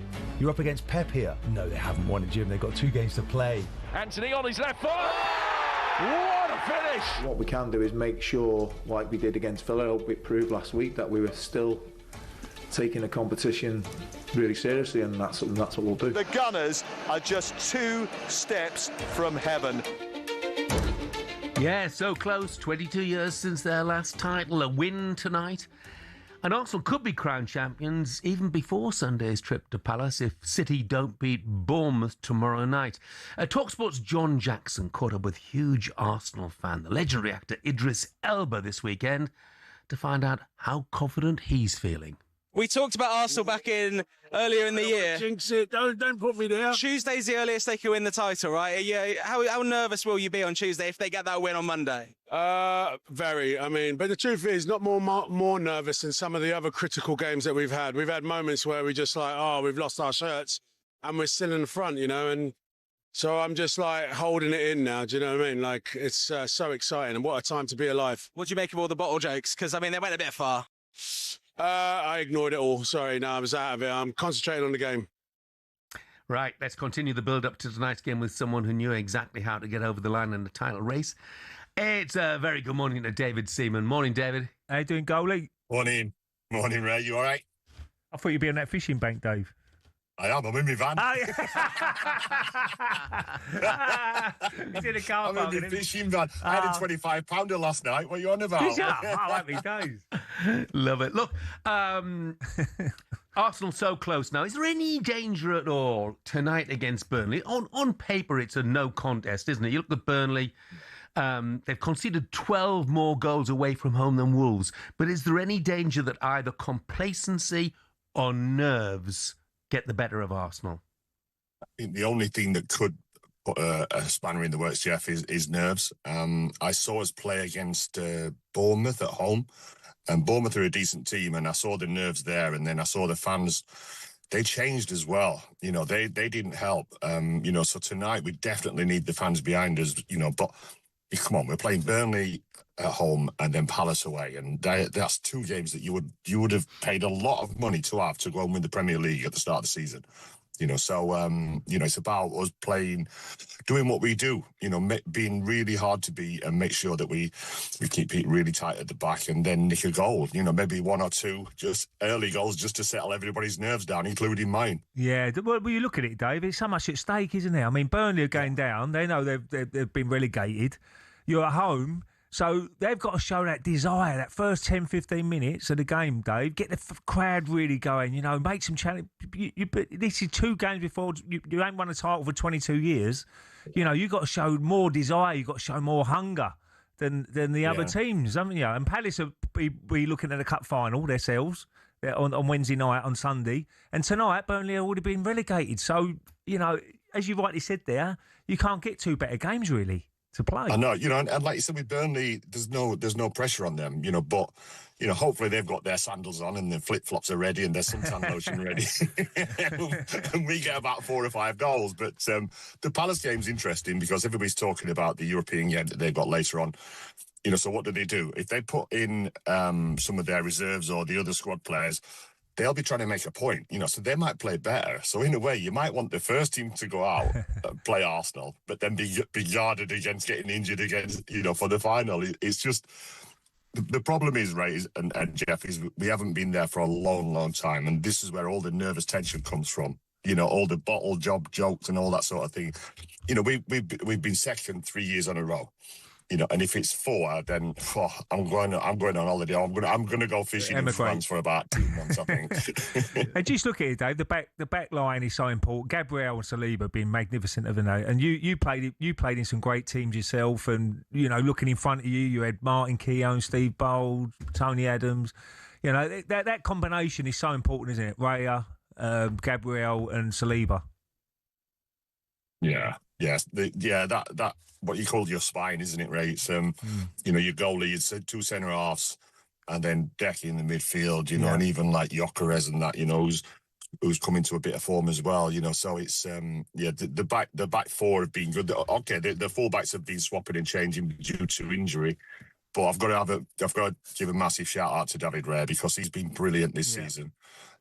He's getting better and better, and I hold my hands up. And I didn't think he could get this good, because when he first came from Brentford, I saw a goalkeeper that he struggled a little bit to play in goal for Arsenal, but now he absolutely loves it. He's the number one, and he's making saves. He's making saves look easy, and he's making big saves as well. And the best part about it is that he's doing it from having nothing to do. So he's a top quality goalkeeper. And like I say, he's getting better and better. Yeah. 18 clean sheets so far this season and a couple of opportunities still to come. But tonight, David, for Arsenal, it shouldn't be about the defence, should it? It shouldn't be about David Raya. Can't they afford tonight to go out and be expansive? Show the world how good an attacking team they can be.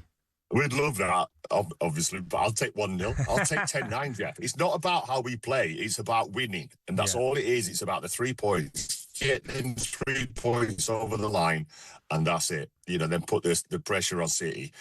Jeff, honestly, it's all about what the result is. Like I say, 3 points. See what City can do tomorrow against a Bournemouth team that are doing really well. That are also going for Champions League football. So put the pressure on them, and Man City know that they can't afford to draw. So that'll be perfect. Dave, obviously another trophy for Pep. I think he's won 17 now since he's been Man City, which is an unbelievable haul of trophies.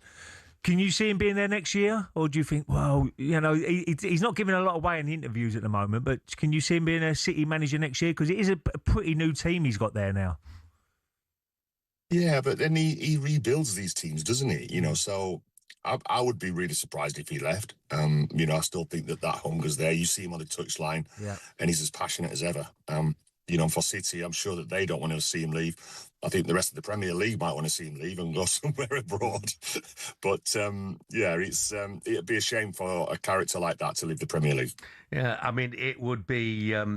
It'll be interesting on Tuesday night when because Bournemouth had such a fantastic season, and it's Andoni Iraola's final home game in charge. Would you be content if City and Bournemouth sorted the title out effectively between themselves tomorrow night in your favour? You win tonight, Bournemouth gets something off City. It's all done and dusted before the final game. Is that the ideal scenario?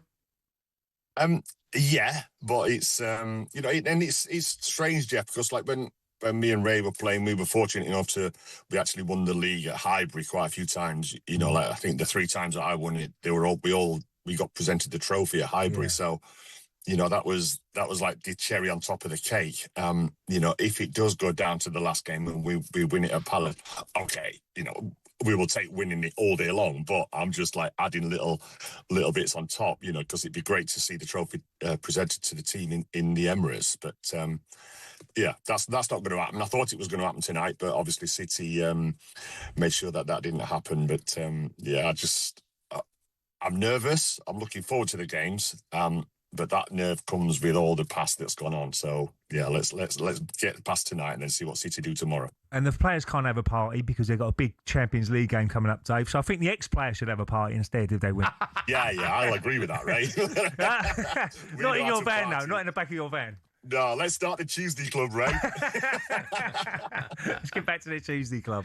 Brilliant, David. Thank you very much, man, Dave. Cheers, guys. Thank you. Fantastic.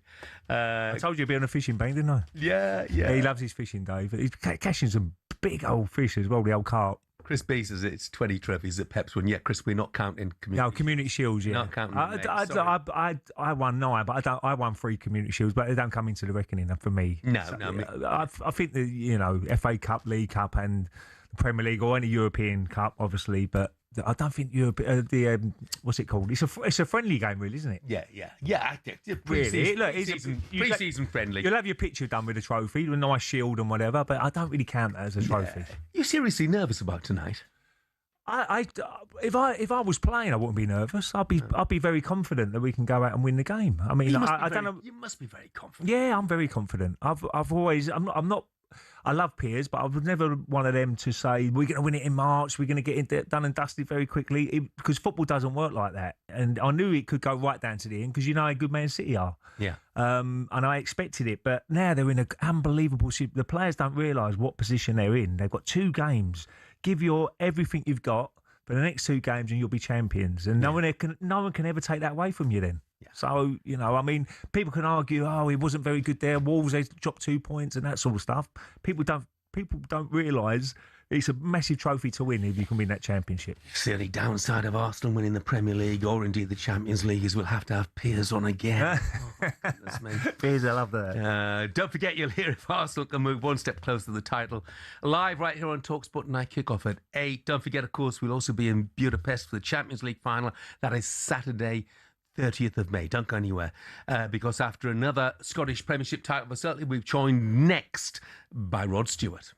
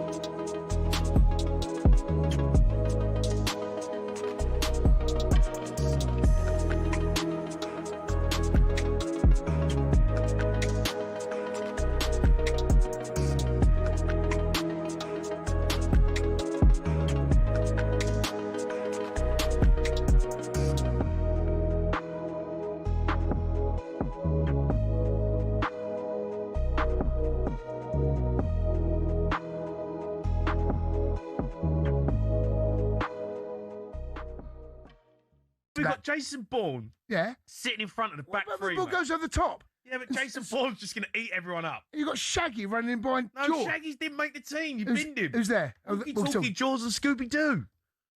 Okay. All right, fine, okay. All right, here we go, boys. Well done, everyone. This is a good team. Our Spy Sports Bar 11. In goal, we've got Octopussy. Tell us why. Well, it's just good arms. Good arms. They're not... Back three. Arms and legs. We've got the back three, the walkie-talkie, Jaws, and Scooby-Doo. Solid back three. I'm happy with that. Up and down Scooby-Doo, walkie-talkie, good community, Jaws, edit and kick it. Jason Bourne in midfield, eating everyone up with the binoculars for vision in the middle of the pitch. Inspector Gadget, player number 10. The main man, does everything. He's got the lot. Johnny English, out left. Can go missing. Can be a bit of a mess, but he always comes up with something. Right wing, the Maverick. Got the mojo, Austin Powers. And then up front, we've got the fake moustache, he's good in the box. And we've got James Bond, because he shoots to kill. That is I think we pulled it together, you know. Bar 11 on spying. All right, and we're going to carry this on, by the way, guys, because up next, it gets better. We are joined by former British military intelligence officer Philip Ingram to tell us where it all went wrong for Southampton and Spygate.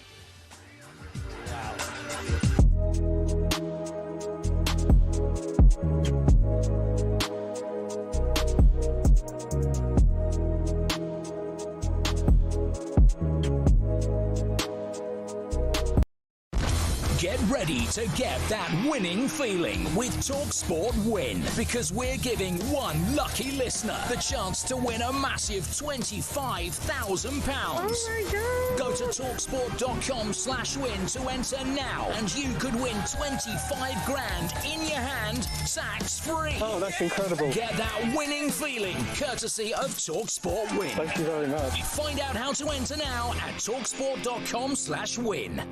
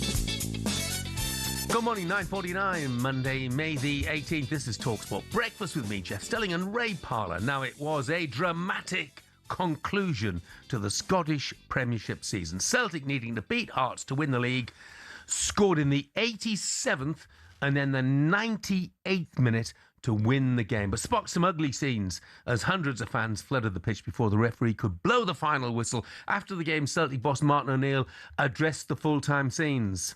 I have not seen. You must have seen the What do you mean? I didn't say I'd see the scenes. You can't tell. I must have seen them. Sorry, Michael. I genuinely didn't see the scenes at the end because I'm there. I didn't know the game. I thought the game wasn't over. Yeah. So I'm trying to push some of our fans off the pitch again to play whatever is left. Yeah. Obviously, I think at 3-1 I think that the fourth official had said to me, there was like a minute to go when we scored the goal. So with the best will in the world, they're not going to get 2 goals in that time. So I didn't see the incidents. Obviously, there's a lot of commotion in the tunnel, so I don't know. But I'm getting back to the point that Robert said, if Hearts players have been accosted by some of our fans, that's pretty serious. More from Martin O'Neill on the White and Jordan show from 10 a.m. when he'll join the boys on that show. And for more on another Celtic title, we're delighted to say we'll be joined by this man. Number 3, Celtic. It's something about Celtic supporters. I'm sure every team in the world, their supporters feel the same way, but there's something different about Celtic. It's going to be special, and I think, hey, shut up, I'm talking. All right, just having my Lamborghini washed, like you do. $300,000, so I've got to bring all my band back from America, and of course, Glastonbury don't pay for that. Talking of Ally McCoist, I don't like him anymore. I call him up, and he doesn't return my calls. Jill wants him back at home. She does. But he can't let Potter drink alone. Whoa! The sports breakfast every morning from 6 a.m. Have you got the plug in there? Yeah, Celtic superfan Sir Rod Stewart joins us now. Morning, Rod. Morning, Sir Rod. Morning, Ray. Morning, Jeff. How are you guys? Yeah, really good, thanks, mate. But probably not as good as you. What was the feeling then? Was it joy? Was it relief? What was it? It was joy. It was mixed emotions right now because I'm just really let down by some of our supporters, coming on a pitch and starting fights and all that. It's just took the gloss off the whole day. And my heart goes out to the Jambos. It's just awful what's happened to them. But, we won 9 games on the trot. And we're the champions. Yes. Rod, I've got to say, I mean, you've never had so many English people down here looking at the Premier League and looking at the north of the border saying, what a running it has been. And I'm sure that you've had so much spotlight on the Premiership now, the Scottish Premiership, because of Hearts. Because it's usually Rangers or Celtic run away with it. Yeah, and it's made it so much better league, isn't it, by having someone else involved? Yeah. Good luck to Hearts next year. They've got money to spend, apparently, and I'd like to see them up there again because of that simple reason. It does make it a competition. You know, it really does. But there's one thing I have to say. Both Rangers and Celtic, because of Russell Martin and this guy Nuts who took over, they dropped so many points. I think if those two hadn't have come along, it may have been a different story. No disrespect to Hearts, but we'll see next year. Rod, Martin O'Neill, obviously, you know, a legend. Done a brilliant job. He says he feels rejuvenated. Would you like to see him? I think I know the answer to this. Would you like to see him stay on? Yeah, of course I would. It entirely is up to him. If he's healthy enough to do it, you know, and I'm 81, I'm still doing what I'm doing, I'm sure he could do it. The fans and most of all the players adore him. I've got a... Sorry, Rod. Just asking about... we got a little bit of a group chat around our local pub in Essex and whatever, and Alan's in it. Oh, and Alan is giving all sorts.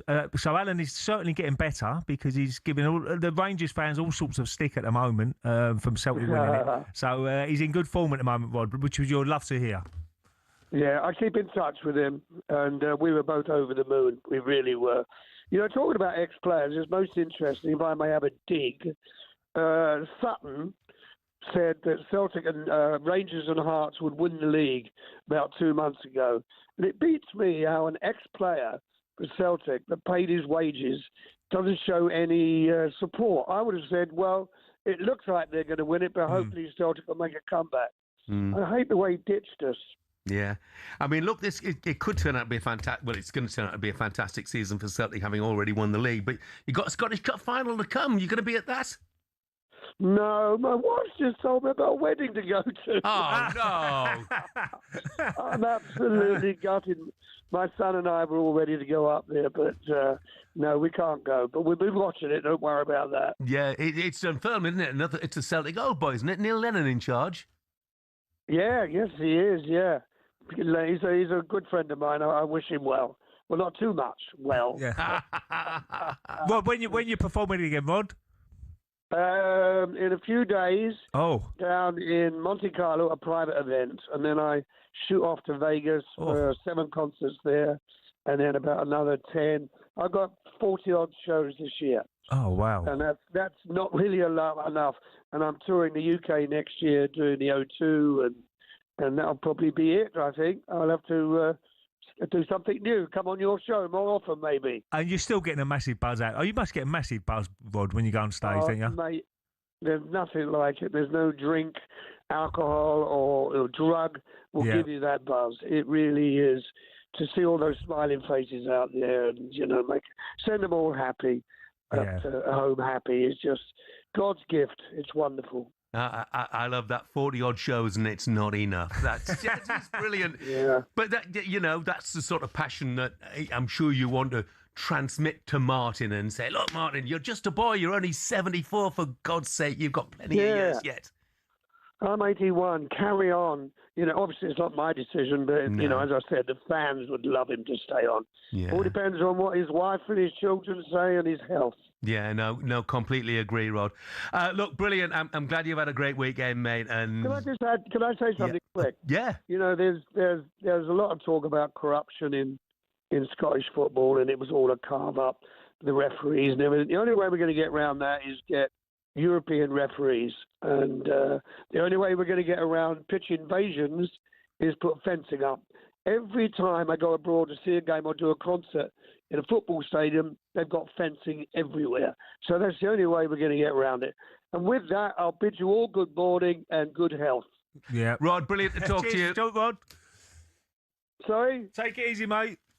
Yep, you have your breakfast now. Have a nice coffee. Bye-bye. Thanks, Rod. See you, mate. Bye-bye. The legendary Sir Rod Stewart with us there. We don't want to see that back, really, do we? Fencing. No, but I see his point. You know, I've been to lots of grounds where they do have fencing. Yeah. But that's only way to stop it, probably, because you feel sorry for the security guards, don't you? Because they're normal people, and if you've got loads of people running on past you, well, you can't stop them, can you? You've got to let them go. You just got the supporters. As a lot of Celtic fans would be a little bit disappointed with some of the fans, wouldn't they? Yeah. with the problems I mean, they're causing. yeah. You don't want to see that. You should be really so happy. I mean, Hearts would be they're devastated. Hearts. Well, it was good to hear Sir Rod saying, as a Celtic fan, the fact that he was effectively embarrassed by the behaviour of some of the fans, but he will have been expressing the view of the vast majority of people, inside Parkhead on that occasion. But look, hey, I don't want to see fencing back, but we shall see. Ray, thanks very much indeed. You off to, Jeff, I've really play a enjoyed bit it. of golf? Yes, so hopefully the weather's got your wet weather gear. I've got to go home and get my umbrella just in case. Gloves, obviously, after two gloves, two gloves after Aaron. So let's see how that goes today. If I can get a couple of birdies, brilliant. Perfect. Well, look, have a fantastic day, mate. And you, Jeff. Loved your company this morning, and I'm back at 6 a.m. tomorrow alongside Super Ally McCoist. Next up, Jim White, Simon Jordan, and Martin Keown.